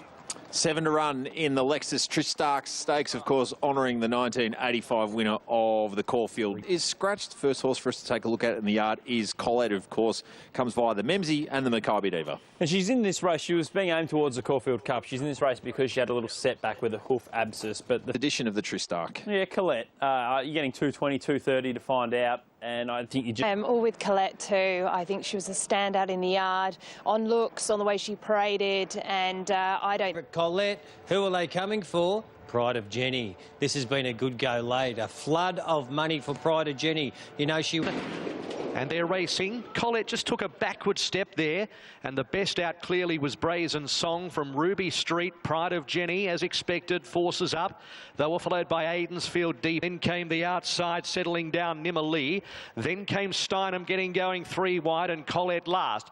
Pride of Jenny, 600 metres to go. If anything wants to go a bit quicker, by a length and a half, Brazen Song. Aidensfield a length away third. Steinem now out deeper is starting to move up as the race develops from Nimalee. Colette's given given a reminder. Last around the turn with Ruby Street. Pride of Jenny Brazen Song together. Aidensfield made a line of 3. Steinem the outside. Now Collette's running on, only 2 off the front, and back behind them Nimmerly. Aidensfield at the 200 just in front of Steinem. Now Collette charges up on the outside. Collette up to Steinem from Aidensfield. Collette takes Steinem and draws clear, and Collette just too much class. Collette scored over a length. Steinem second, third close. Aidensfield or Nimmerly. Then Pride of Jenny Brazen Song, and last Ruby Street. Well, her name sits pretty comfortably on the Tristarks on a roll. She sits alongside a clutch of mares that have come to Melbourne over the years, the likes of... Didn't she, Nigel? I think James Cummings would have loved to have had her in the Caulfield Cup. I don't think she would have won, but in these sorts of conditions, she certainly would have been competitive. She did, and then worked through her gears, and class shone in the end. Yeah, a little bit, but at the same time, I've said to you, Matt, off the air, that a lot of horses can come off the bridle when they're turning because they get unbalanced. So it's not till they get here, she switches over the heels there, then she gets into a straight line and she actually kicks into gear then. But I do agree with you, you know, coming back in trip also. I think this horse deserves a Nike sponsorship. They should get on board and make her a shoe or something for Nike. Nike should get on. Nike should get on her. Steinem, Mike, was a huge effort in second. She's a filly with a lot of upside, daughter of Frankel. But I mean, Collette's probably one of the best wet trackers in Australia. She's beaten Very Elegant at weight for age on wet ground, and we've debated this on the show, you know, in brothers. OK, Malkovic here, $4, holding on to favouritism. It was $4 each at 2. Oxley Road took over at one stage, so he's been the best backed late today. And I thought that might play into the hands of Jigsaw, the lightly weighted 3-year-old, who might be the only horse. Road on top. I'm with He's a Bolter. I overlooked him last time, picked him as pick of the yard the time before that. Oxley Road, as we know, was heavily supported. Late this afternoon has taken over from Malkovic, who has eased. Malkovic led all banter at the 600 metres, a length and a quarter. Oxley Road free of debt, then General Bow, a length and a quarter. Curran Bold Star, next Holbein, and then came He's a Bolter. Jigsaw last, up around the turn at the 400 metres. They're in the middle of the track. The leader is Malkovic for Damien Lane by a length all banter, and then Oxley Road running up behind Malkovic, free of debt General Bow, and they were followed by Curran. Malkovic given its head at the 200, led 3/4 Oxley Road, who's coming out after it. Lane's dropped his whip on Malkovic. Oxley Road's coming out after it. Malkovic and Oxley Road stride for stride. Oxley Road gets the better of Malkovic and won. Oxley Road has lucked in on top of Malkovic, got tied over the line, but won by 3/4 of a length. There was a bit happening there in the last. Curran prominent for third with free of debt, followed by Bold Star, General Bow. He's a Bolter, all banter, Holbein and Jigsaw. So the Road claims the Caulfield Sprint at just his 6th career start. What a moment for jockey Blake McDougall, given the opportunity aboard Oxley Road, and he makes it What's the most common reason you would draft Caulfield Cup? Let's have a look at the market thanks to Bet365. 285 is the top of the board for Incentivise, who's won back-to-back Group 1 victories since joining the Peter Moody team. Next in the market is Delphi, who just continues to firm into 650. So, and the handicap, big Group 1, Caulfield Cup, Incentivise. He's been rock solid with Sportsbet and Popular. He was 245, as short as 245 yesterday in the market with Sportsbet. And, well, today he's just holding his price so well. Today, Incentivise. 8 wins on the bounce, past 2 at Group 1 level. Striving to become the shortest priced winner of the race since Tulloch in 1957. Could he be the new hero in our post-Winks world? With our favourite, Incentivise. Yeah, this horse was a huge win in the Turnbull, given there was a horse half a length in front of him, so much speed, so much pressure, and he came out the other side and recorded a blistering overall time. His form last preparation suggests he's going to be even better suited by the rise in distance. I quite like the wide barrier. We're getting off the fence today.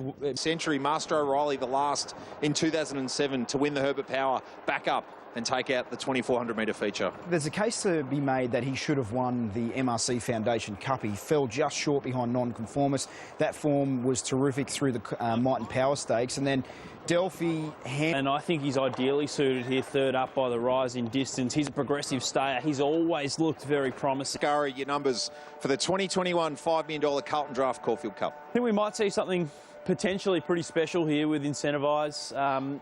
He's just a very, very good... Money is really coming for this horse. I think he'll stamp his authority as the premier stayer in the country. Will he go on to the Melbourne Cup? He paraded the same as he did last time. He was very good in here and then got on his toes as soon as the jockey got on. Cup and Incentivise was $2.80 earlier. Well, we've just laid a bet of $100,000 at $2.75 and he's now into $2.30. And the money, the avalanche, comes for Incentivise, the heavily backed favourite. Also Delphi. 45th running of the Carlton Draft Caulfield Cup. Incentivise takes the outside. Set to go, and they're racing in the Caulfield Cup. Master of Wine away only fairly. Incentivise from the outside gate was neutral away with Delphi. Persan away quickly with Duis, Montefilia, Homesman. Now here are the two from out wide. Delphi's up there early with also Incentivise, who's 5 and 6 deep, and at the moment they're 4th and 5th at the post. Persan led from Duis, Homesman. Persan is now going to just lead around that first corner. Delphi's 4 deep and 4th. Incentivise out even deeper and is rolling forward. Homesman between horses. Great House the fence, then Nonconformist. Further back along the inside, She's Ideal, Young Verta. Montefilia's trapped deep. Then the Chosen One as Delphi has gone to the front in the Caulfield Cup. 1600 from home.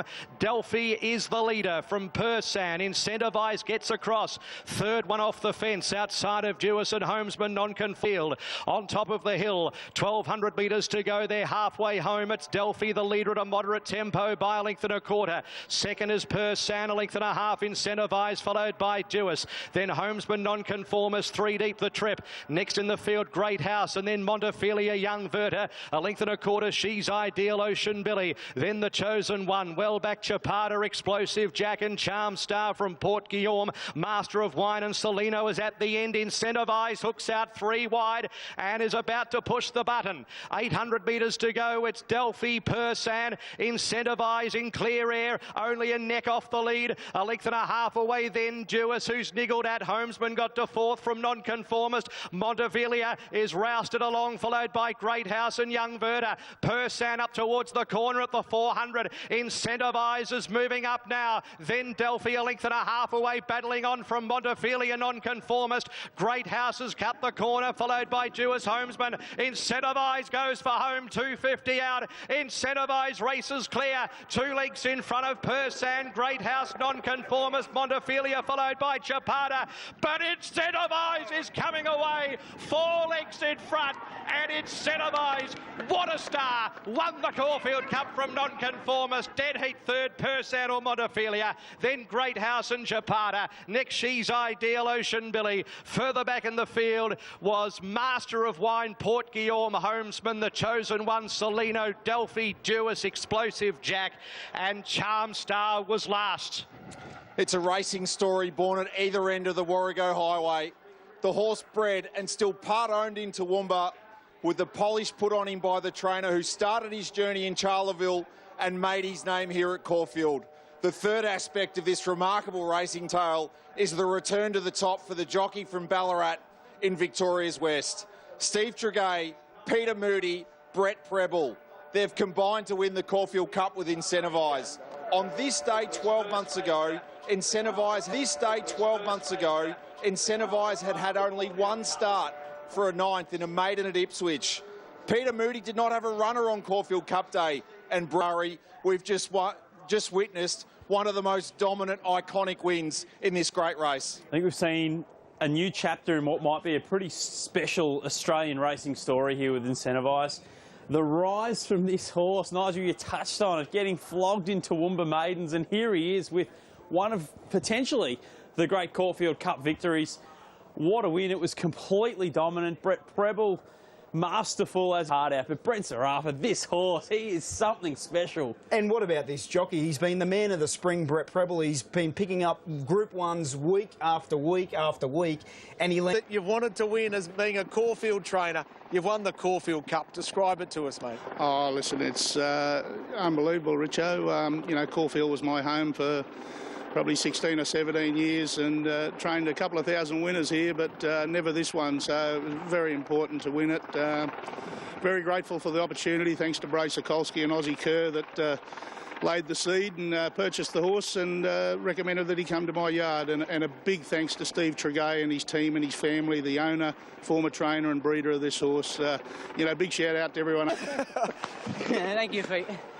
Mate, that was special. That is brilliant. Hey, Pete. Yeah, and his little boy at home, Tommy. Got at top of the hill, probably at 1200 it is, so I thought, well, game on. And actually, I was surprised. He come off the bridle a bit sooner than I would have liked, and I sort of showed him the whip before the home turn, and all that's telling me is, look out, Melbourne Cup. Yeah, 2 miles. Yeah, no, Bring it on. He's going to eat it. He's going to eat the 32. He's exciting. He's probably one of the most exciting horses I've ridden. And it's beautiful. It's interesting when you mentioned how just gets into another gear, and he doesn't feel like he sprints, but he just builds off that high cruising speed, and he's unassuming. And then I don't know what he's won by, but I know one thing: I didn't see a horse's head behind him, and he wasn't in style. I couldn't pull him up. I had to pull him up into the fence nearly. Pete's got him in ripping form. Obviously, he's a serious stayer, and I'm just, sorry, Glenn Boss. He's ups and downs of racing. He missed out, but I got it today. Yeah, you won by 3. It means a lot for Moods. I mean, he trained at Caulfield for, I think, 17 years before he had his little time on the sidelines. So for him to tick that box and win a Caulfield Cup, this would be one of the majors that would mean the most to him because of the significance and his history with the Melbourne Racing Club and training at Caulfield and all the relationships that he's on per son. But the ultimate ride of confidence on Incentivised with Brett Preble, he was happy to take off at the 1,000-metre mark, put the foot to the floor there. They quickened up notably, and he is a phenomenal stayer. We'll head to Pack. Now going to just lead around that first corner. Delphi's 4 deep and 4th. Incentivize out even deeper and is rolling forward. Homesman between horses. Great House the fence. Informers Montefilia followed by Chapada. But Incentivize is coming away. 4 lengths in front. And Incentivize, what a star. Won the Caulfield Cup from Nonconformist. Dead heat 3rd, Persan or Montefilia. Then spine-tingling even.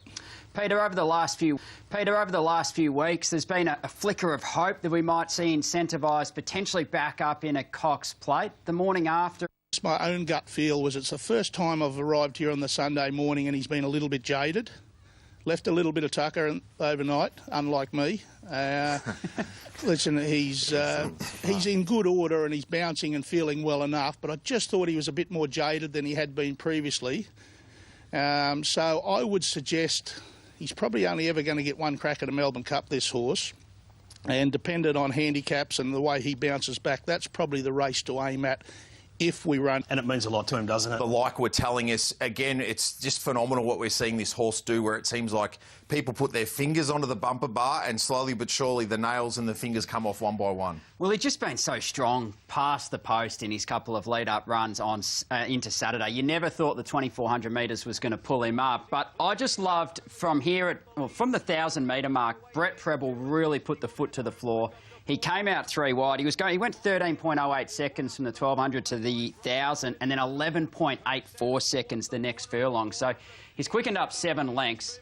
Got his rivals really off the bit and struggling, Michael, and he hits this flat spot, but then, like a submarine just working through its gears, he just keeps getting better and better and better as the race goes on. He does. I've said it before in his other 2 wins that I've labelled him a heartbreaker. Horses use all their heart to get to him, and they think they're going to go past, like Young Were the last start. Everyone probably thought he was going to go past, and then this horse just seems to find another gear and then gets going and actually does it really easy, pricks its ears.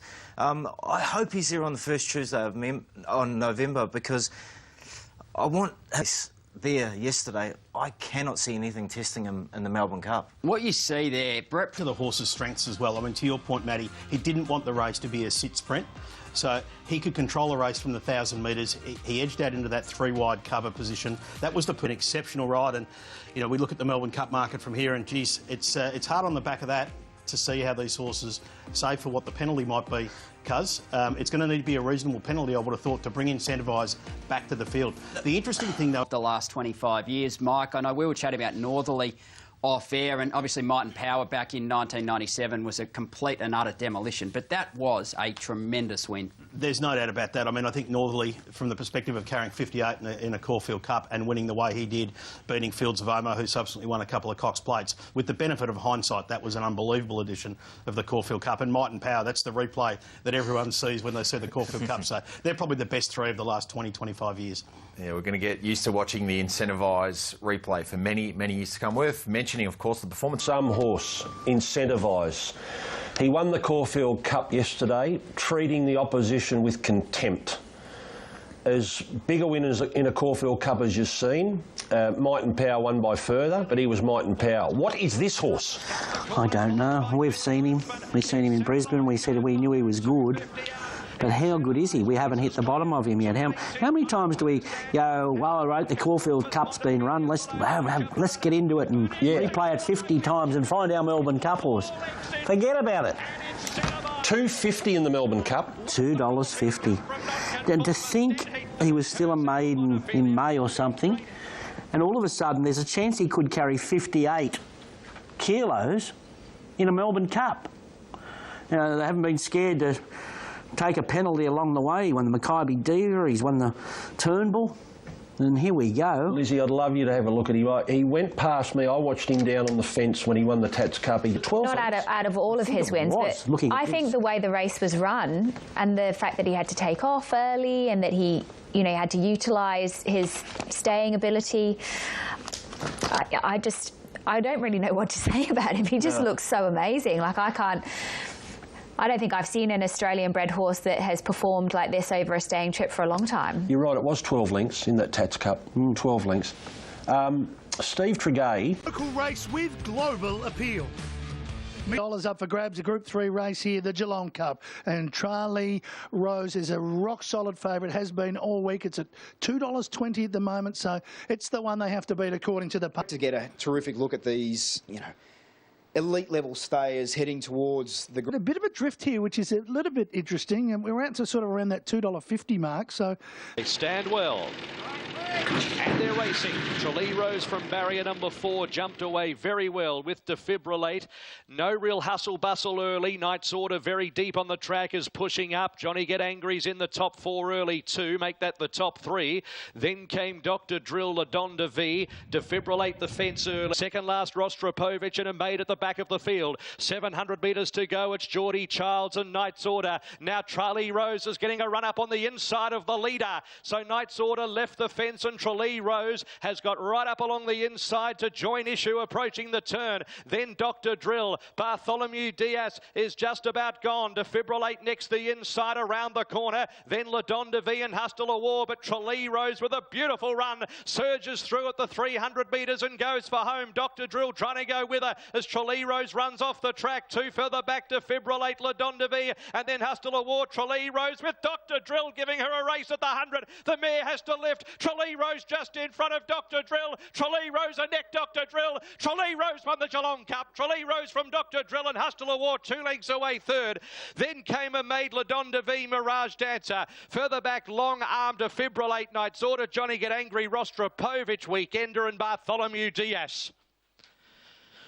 It turned out to be a terrific arm wrestle with Dean Holland and also Brett Preble, who has given Dr. Drill every possible, has gone up to the mare. She's just wanted to drift off the track a little, Tralee Rose, and it was Holland and in a terrific arm wrestle to the line. Tralee Rose, that's just going to really top her up beautifully for the Melbourne Cup.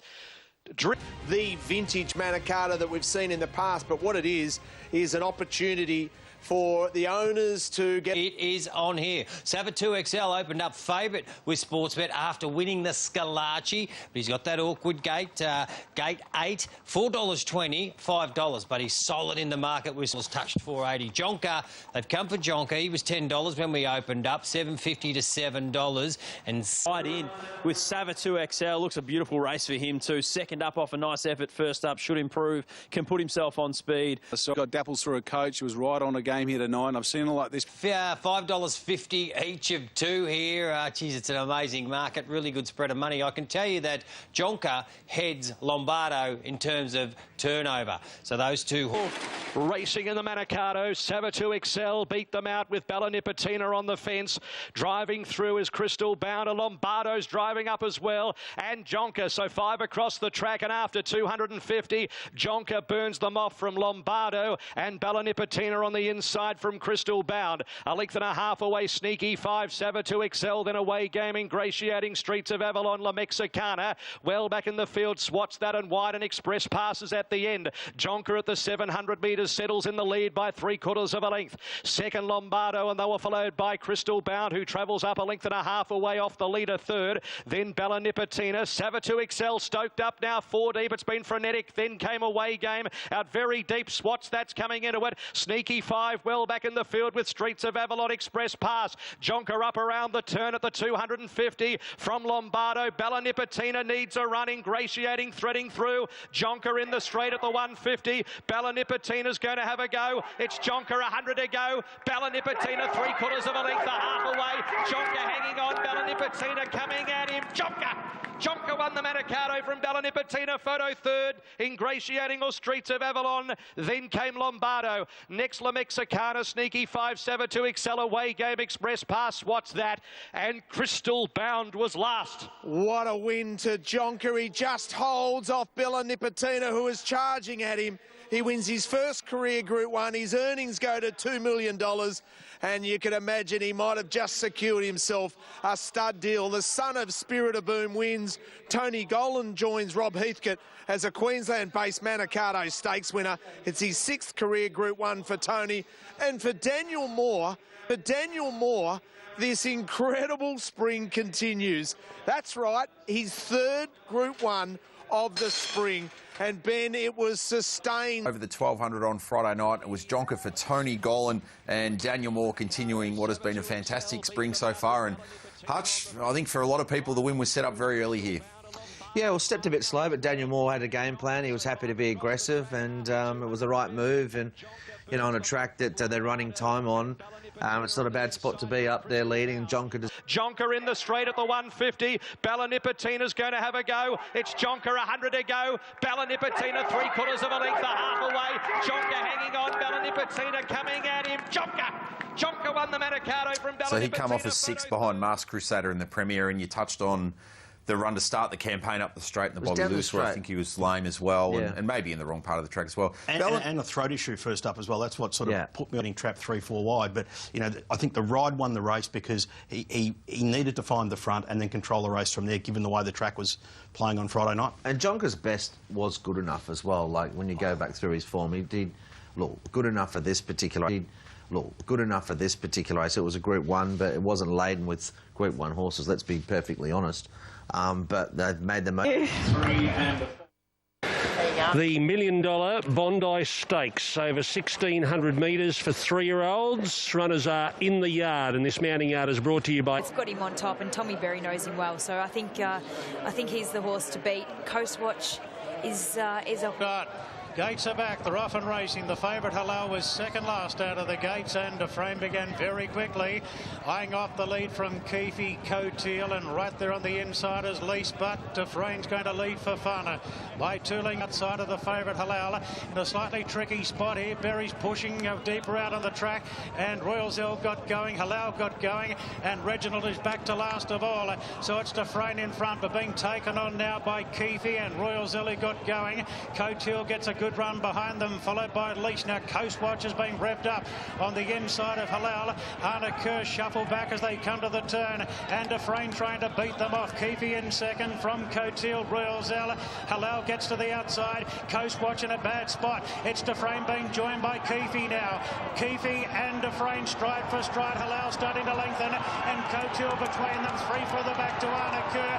Keefe got to the front from Halal. and Halal, the favourite, moved up now and put the head in front from Keefe. Charging home at the end is Lease, but it's Halal's victory in the Bondi Stakes. Beat Keefe, and Lease there in the yellow cap got through to run third.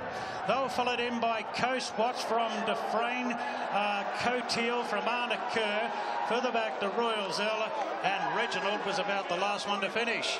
You can see what it meant to Michael Hawkes there to train for Emirates Park. This is becoming a very valuable colt. This is not a stakes race, we know, but it's $1 million race. He got that stakes win in the Stan Fox. Katie, was a brilliant ride by Tommy because it was messy. Thought he'd do more, Kota Healy, but the winner, Money got it right into a very short price favourite there, $2.35 at the Bondi, beating Keefe and Lease. Yep, well, he's obviously found his form. He's a high-profile colt who's well bred, and he gets the job done here. He's still a little bit work in progress. He's not the finished article, and he'll get his chance to prove himself in the autumn. That'll be a bit tougher in the autumn, you know, if you head into He's not the finished article in his racing manners, but he is in his looks. Yeah, he's a nice-looking horse, but you know, it's not going to get any easier. You know, Randwick Guineas, Doncaster Miles. That's probably where you got to target these to make stallions out of these young colts. So I think he's good enough. He's good enough, but just inconsistent sometimes. Yeah, is it the right form? I think I've seen better 3-year-old races. You know, Keith. Yeah. Cheers.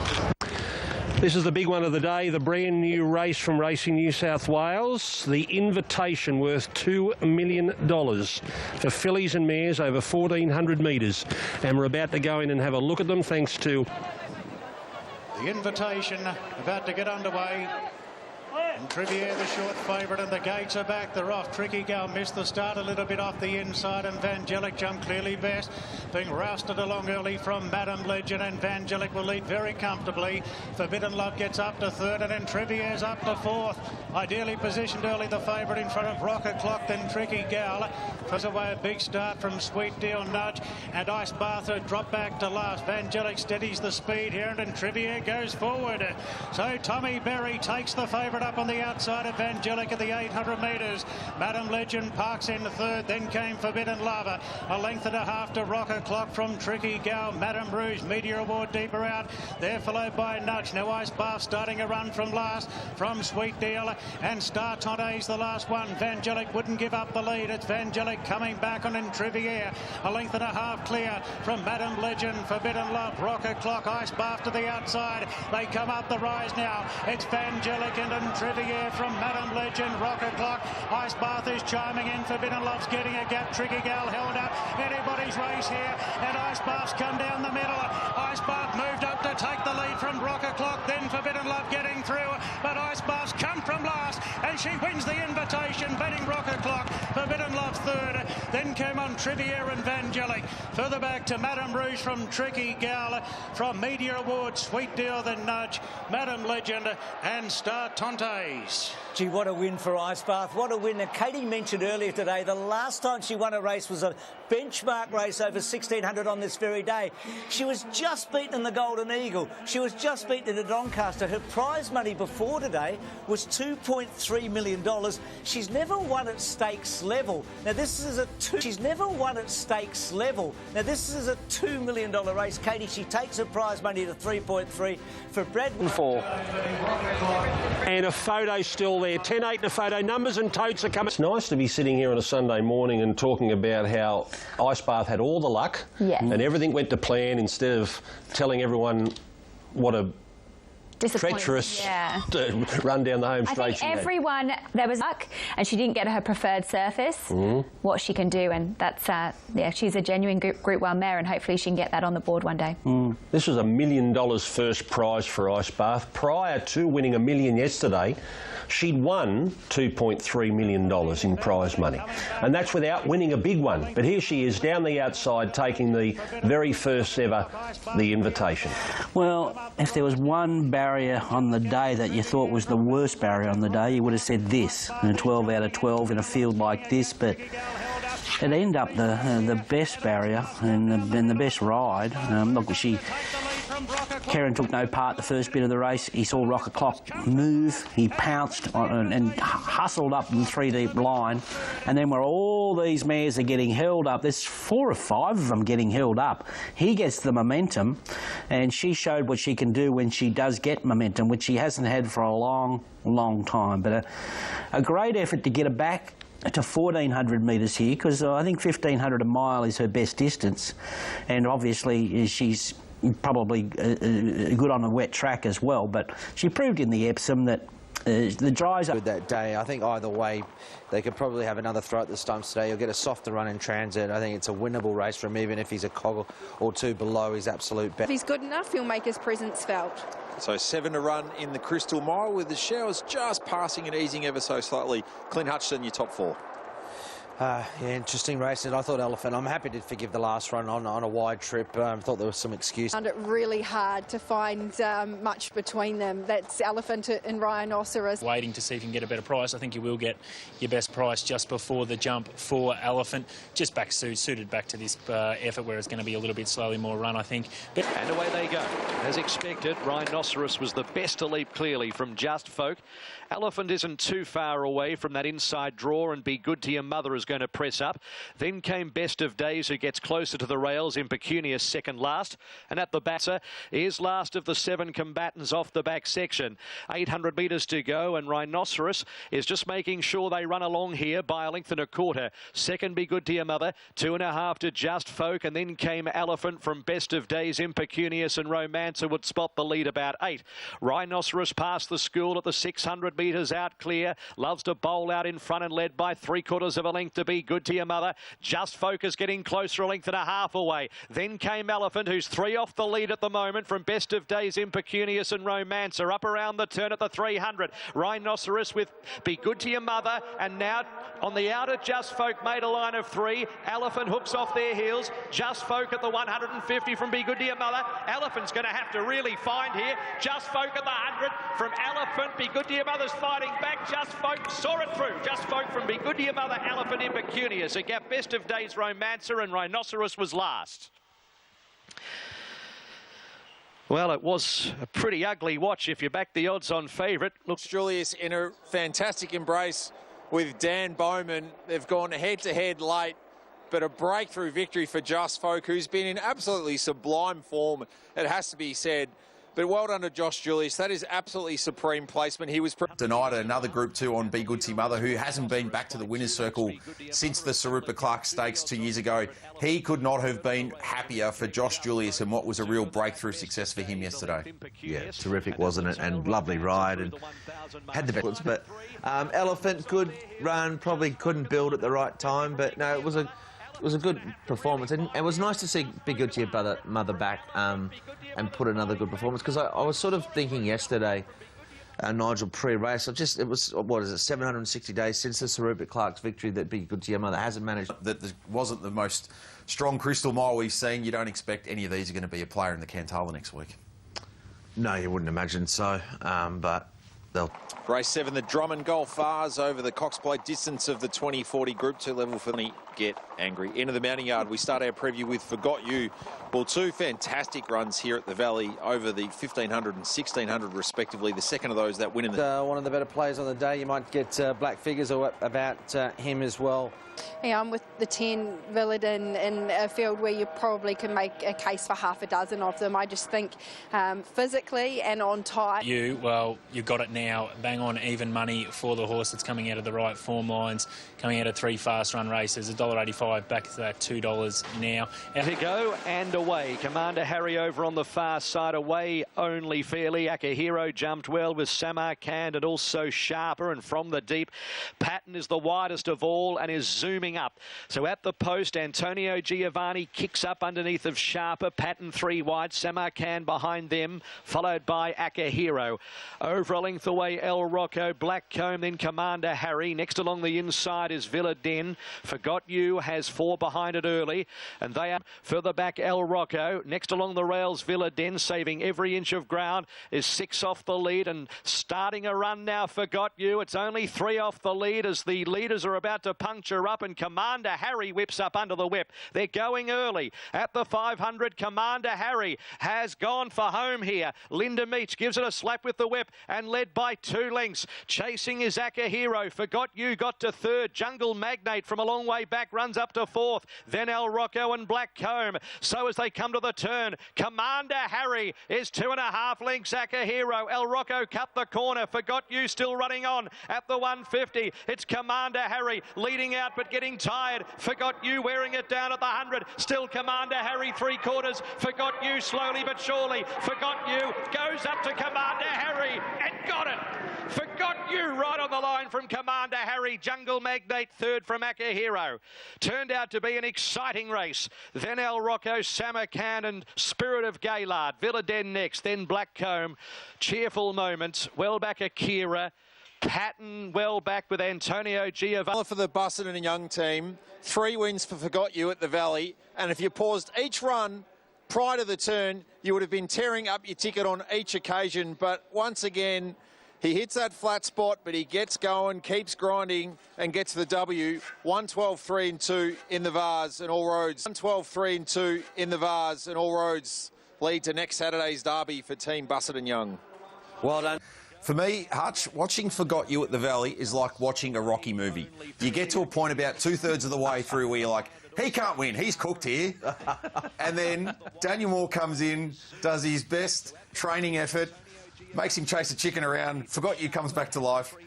And all's well in the end. Yeah, well, Linda Meach was nearly Clubber Lang, I can assure you that. Tempo in the race, but, gee, there were moments in this race where I thought he can't possibly win now. He seemed to be conceding. To me, I've said this before, he's screaming out for blinkers. You know, are they going to put the blinkers on heading up in distance to the Derby? He just seems to hit that flat spot at about the 400 to the 200, but he's just a real racehorse. He tries so hard. Loves it at the Valley. I mean, right here, you think he's going to run probably second at best.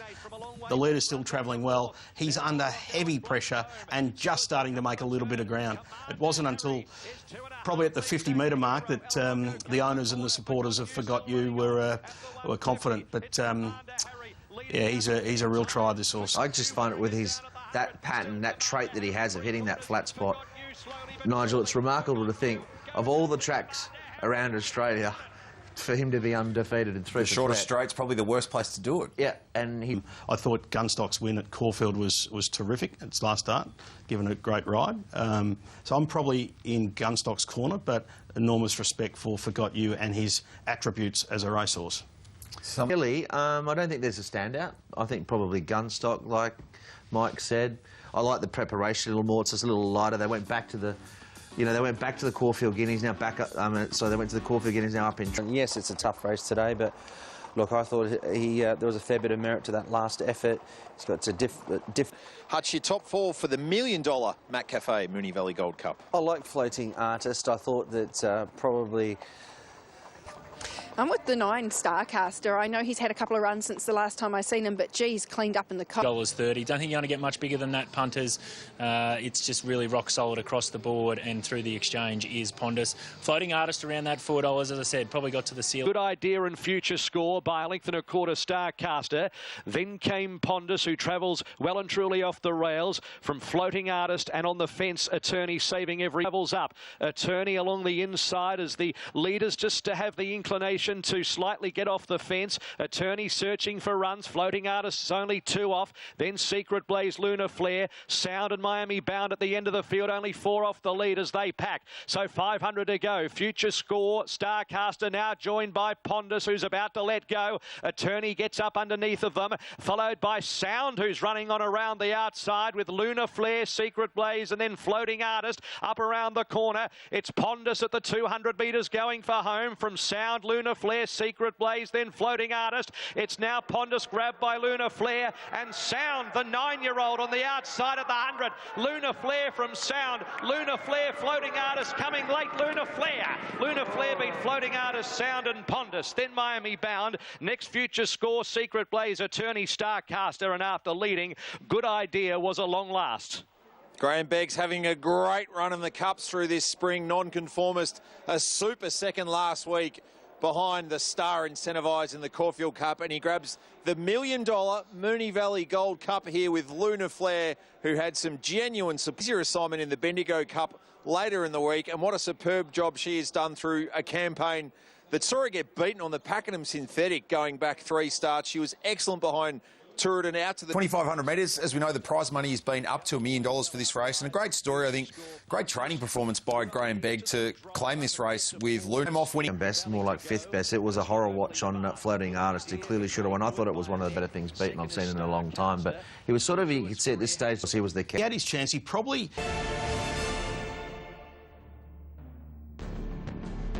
Market for the Cox Plate. Very Elegant is your favourite. Since the scratching of Zaki this morning, she has been the best supported runner for us at Sportsbet. $4 into $3.30 for Very Elegant. Positive sign. 4th up here into a Cox Plate. We know last spring she won a Caulfield Cup. In the autumn, she ran second to a day. World-class 2,000-metre horse there. Animo, being $2.90, $2.80, just out to that $3.50. Just going to be really interesting to see what happens in the last 5 minutes.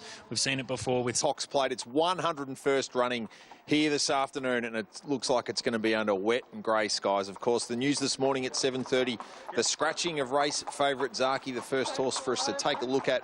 The race favourite this morning in Zaki, but she's got a serious player engaged still in the 5, Mo'unga, who of course was a winner of the Wink Stakes to start his spring, the last horse to do the racehorse of the year. And our race favourite, Very Elegant, of course, last year's Caulfield Cup winner, Damien Lane, successful in this race 2 years ago aboard Liga Show. Clearly below par effort in the Turnbull, but by all accounts there were some issues, so if you can forgive that performance, she's got the runs on the board compared to the rest of this. It's with her. John Allen was 4th aboard Mugatoo in this race last year. Here he partners with Joseph O'Brien, having a tilt at the Cox Plate with the last start Saratoga Derby winner in the 8th State of Rest. Yeah, Grade 1 winner from America, and some of the form, of course, from the UK and Ireland reads well as well. They know the calibre of horse you've got to have. I've got a little query personally, just on the come. This will only be his 9th career start. Ace. 2 3-year-olds in the 2021 Cox Plate. They both come out of the Caulfield Guineas. The winner of that race, of course, was the 9 Animo. 4 3-year-olds have won this race since 1995. Octagonal, Savabanka back in 1984. You have to be pretty special, Nigel, and I think this guy is Animo. We saw that in the Caulfield Guineas. He was terrific there. He's always shown outstanding potential from day one. Cox Plate. There's certainly been the share of drama, hasn't there, with the Cox Plate, for the 101st Cox Plate, of course. And look, I can't really... I've ended up with Animo on top, but I don't have much between them. Animo, very... And look at his form this time in. He's had 3 runs, and they've been on good 4, good 3, good 3. He now gets onto a soft track for the first time as a 3-year-old, and arguably his 2 best runs as a 2-year-old were on soft ground. He's second. This was an incredibly hard decision this year. Normally it's a little bit easier when you see them wandering around the yards. I'm going to stick with Probabile, and that's because... Market is having real difficulty with it. $3.40 each of 2, Very Elegant and the 3-year-old Animo. Just can't be split at the moment. Mo'unga, we spoke about that horse. He's had good enough support at $5.50. State of Rest, the International. You're back to every international trained horse since 2016. You'll be winning plenty. Joseph O'Brien here, it's been $7.50. Probabile 10 out to the 100 start, and they're racing. Dalasan away fairly. Captivant out well with Call Sign Mav. Dalasan's going to boot up between them, and then came Probabile after 100 metres. Captivant using that inside draw to lead from Call Sign Mav. Dalasan a half length away, 2.5 lengths. Mo'unga, who's making sure he stays off Elegant, heading towards the bottom corner, and it's Captivant is going to try and lead all of the way. The 3-year-old with the lightweight, with 1,200 metres to go, led out by 2 lengths at an even speed from Call Sign Mav. Dalasan is 3rd, 1.25 length. Mo'unga, 2 lengths. Probabile, State of Rest. Animo second last, 2.5. Very Elegant through halfway, 1,000 metres to run. Captivant getting a good fraction here by 1.25 lengths. Call Sign Mav. Then came Dalasan. Mo'unga 1.5 lengths. Probabile. Then State of Rest, no change. Animo second last, 2 lengths. Very Elegant to the side of the course now, 800 metres to run, and they're travelling off off the rails. It's Captivant leading by a length. Call Sign Mav, then Dalasan, Mawunga, Probabile, State of Rest 4 off the lead as they're about to pack up. Animo's 5 off the lead. Very Elegant getting going. Captivant at the 500 metres. They're in the middle of the track. Yendel goes for the whip. Here come the runs. Mawunga up around the outside. Dalasan trying to cut the corner. Then Call Sign Mav running through them. State of Rest has got the split. 300 to go and the Irish horse sprints clear. State of Rest a length. Animo follows it through and Very Elegant to the outside at the 200. State of Rest a neck. Animo, Very Elegant late. It's State of Rest at the 100. Animo wearing it down. State of Rest just in front of Animo. State of Rest holding on. State of Rest, I think, has just won for the Emerald Isle from Animo and Very Elegant. Then came Mawunga. Next to finish, Probabile, Dalasan, Call Sign Mav and Captivant in a thrilling Cox Plate.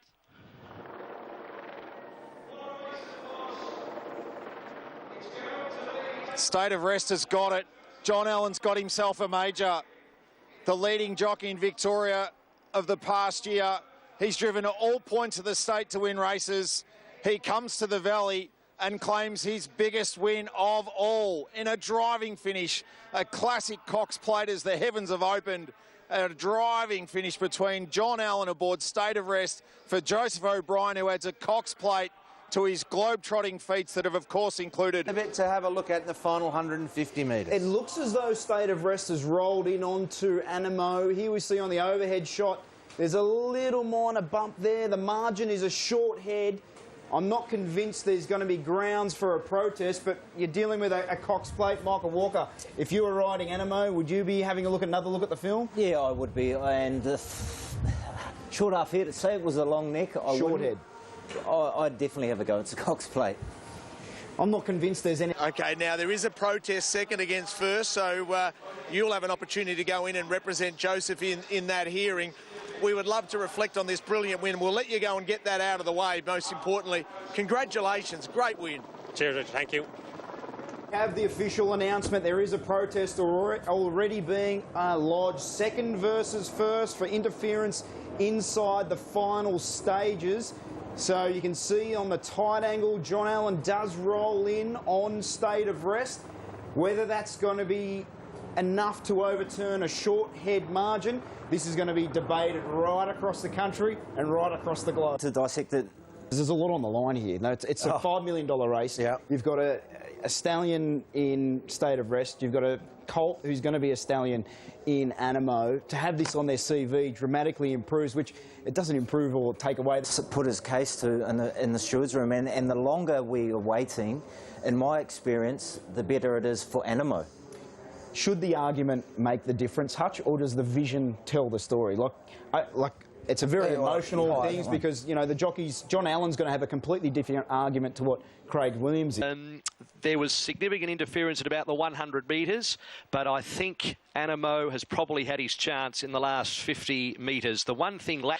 Sitting on the fence, I genuinely think this could go either way. I wouldn't be shocked either way, and I think they'll present... I mean, the post... goes or ejection goes, it usually goes for the horse that's What's a record objecting. for the length of time? Because this is getting right up there. It is. We've already got horses in the mounting yard for the next. The jockeys are still waiting.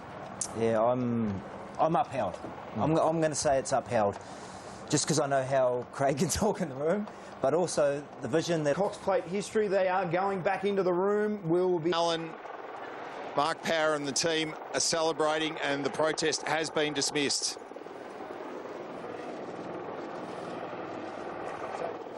Missed. State of Rest remains the winner of the Cox Plate by a short head, so the protest has been dismissed. State of Rest wins, Animo second. 24 hours leading into the race, the drama just continued to build with Gold Trip, then waking up to the Zaki news yesterday, and then it almost seemed like it had to be the way to finish things off, and it was the fifth and most dramatic chapter was the finish to the race in the subsequent 30 minutes. And subsequent 30 minutes, it seemed like 3 hours. It's the longest inquiry I think I've ever been a part of in the coverage, that's for sure. And still didn't know which way to go, and we're going to talk a bit about it through the... view was that, you know, amongst the group that I was with, that it should be dismissed. But the longer that it kept on going, it was like, well, there's normally a correlation between the probability of a protest being upheld and the length of the inquiry, and I think there was even more intrigue because the cameras weren't... RSN subsequent to yesterday My understanding is there was 5 stewards in the room with you voting on the decision, and it was a... Yes, there was 5 stewards on the panel who had a vote on the protest, and good morning to you guys. It was actually a majority decision, and it took some time for us to come to that decision, but after taking into account all the different various angles that were available to us and the jockey's evidence, the stewards decided that had that incident not occurred, that State of Rest would have finished in front of Animo. So majority as in all 5 agreed, or it was 4-1 or 3-2? Oh, look, it's not something that we allow outside the stewards' room, but I don't wish to do that, but it took us some time to unravel the incident and come to our decision, but we're all in agreement at the end. If it was majority, Robert, how... We probably had 9 or 10 different angles that we were looking at. We had the jockey's evidence, the trainer's evidence to consider, and to be quite candid, it was a very tight call.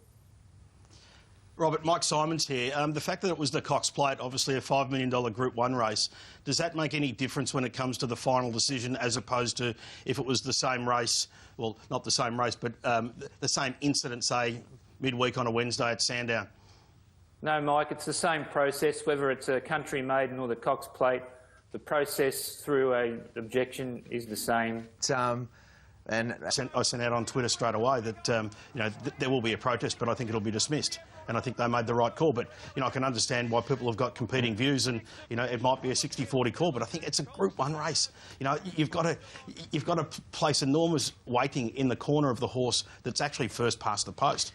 And the interference needs... 50-50, and then it got to 60-40. And one view that I looked at that really made me change my mind and go, this is going to be upheld, was the side-on. Because Craig's horse launched after State of Rest, Animo did, and you could see him going to get past him, and then State of Rest came in, and then you can see Animo slow down. So it slowed his run down. His momentum, yeah. His momentum, and then when that happened, I thought, oh, this is going to be upheld. So that was the inside shot, wasn't it? Was the inside? I mean, the access we had. It'll be debated for a long time, I think, Mike. To be fair, because there's going to be other incidents where it's similar, and we'll hear the public say, well, hang on. You've done this on a Thursday at Murtoa or wherever it may be, and it wasn't good enough for the Cox Plate. Why is it good enough now? It's going to be used as a precedent, isn't it? And that's why I asked Rob the question around... Of the track, Yendall goes for the whip. Here come the runs. Mowoonga up around the outside. Dalasan trying to cut the corner. Then Call Sign Mab running through them. State of Rest has got the split. 300 to go, and the Irish horse sprints clear. State of Rest a length. Animo follows it through, and Very Elegant to the outside at the 200. State of Rest a neck. Animo, Very Elegant late. It's State of Rest at the 100. Animo wearing it down. State of Rest just in front of Animo. State of Rest holding on. State of Rest, I think, has just won for the Emerald Isle from Animo and Very Elegant. Yet another classic Cox Plate in the books. Winning jockey John Allen joins us. Perspective. Yeah, look, it was hard to know, really. I knew crossing the line, I was after giving him a bump, so even though I won, I found it hard to really celebrate because I knew there was going to be a protest. But, yeah, look, I think I saw pretty much like everyone else. It probably was nearly a 50-50 call, but I suppose if you ask our camp, we say the right decision was made. Maybe if you ask Craig and his team and the Godolphin team, they might say they deserved it. But I felt the right decision was made, even though it was a close call. And, yeah, luckily enough, we got there. John Tice.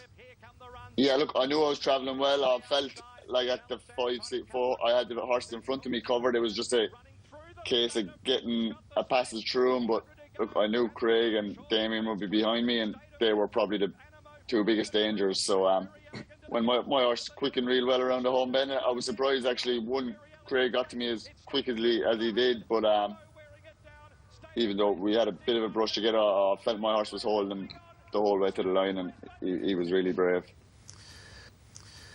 John, we've got to mention Joseph O'Brien as well. I mean, what a remarkable job Joseph's done. And at a stage, you're thinking, where are they going to go? The horses in front of them are taking them nowhere. The sea sort of parted, though, just at the right time for State of Rest. Well, they did. And the horse was going well enough to capitalise on that gap and dart through, whereas, Very Elegance had to circle the field, which is her normal racing pattern. Yeah, I think she's happier out there, probably on better ground too. Absolutely. Well, on that, Hutch, as well, I think at this point here, you're thinking, well, is Very Elegant in the superior ground that she's going to be able to make a run and perhaps get over the top of them? Yeah, I must admit, I mean, probably at the 450-metre mark, I thought she was the one. I thought she's tracking into it. She's coming around the field. You can see her here. She had Animo and obviously... Animo's ended up centimetres away from doing something we haven't seen done for 37 years, come through a Caulfield Guineas victory and winning Cox Plate. It was a tremendous effort from horse, the training operation and the jockey. Oh, unbelievable. Yeah, he's a star. That said, look, I got the winner completely wrong. I was concerned with the state of play, whether or not that was the right, good enough form from overseas to be winning. Our greatest Australian weight for age race that we have. Animo's performance as a 3-year-old was excellent. He was very game in defeat. Unfortunately, we didn't get the result on the track, and because of contact made by the winner, that we had good grounds to hopefully overturn the positions in the stewards room, but we weren't so fortunate, and it's racing and we move on. But I'd like to thank all my team, my Animo, and the condition he was, and you know, he is a serious racehorse, and for a 3-year-old to go so close, he's a real Australian star for the making. So looking forward to seeing what he does future racetracks. And unfortunately, Joseph O'Brien, the Irish trainer, son of Aidan, who now adds a Cox Plate to his 2 Melbourne Cups. But State of Rest and Johnny Allen had to... He's there in the straight, Very Elegant, but obviously the talking point is this protest, and there's, you know, it's one of those 50-50 calls where the debate will continue on and on and on. But yeah, look, I don't know. Look at him here. They meet, and you'll see with overhead. They get in there. He does put him off his game, and they do bump, and even on the line again, there's nothing there. So some people are saying, you know, oh no, he lost as much ground through pulling the horse off, but that doesn't come into account. You know, that's his job. He has to come off and relieve the pressure. They get tangled up here in the elbows. The bump is off, and then he comes out. There's no interference, and now, bang, he comes in and he brings him in a full strip there, and. Anyway, no issue, but very controversial, being such a big race. The rules of racing stipulate if you take your horse off their line, you have to stop riding and correct and straighten. Is that right? But the rule in a protest is simple. Had that interference not occurred, would Animo have beaten State of Rest? That's all they have to worry about. You've got to be comfortably satisfied. Comfortably satisfied. You know, you've got to be comfortably satisfied. Comfortably satisfied. You know, it's not probably I think the best horse won. Yeah, well, everyone will have their opinion. Everyone, yeah. That's the rules of racing, isn't it? You know, if you're so he broke the rules of racing to win the race. Theoretically, that's if you take take someone else's line and you stop riding, you can't. You have to carry on. You have to stop riding and correct. That's right. So he broke. So that's what people are saying. He broke the rules of racing to win the race. That doesn't always add up in a protest.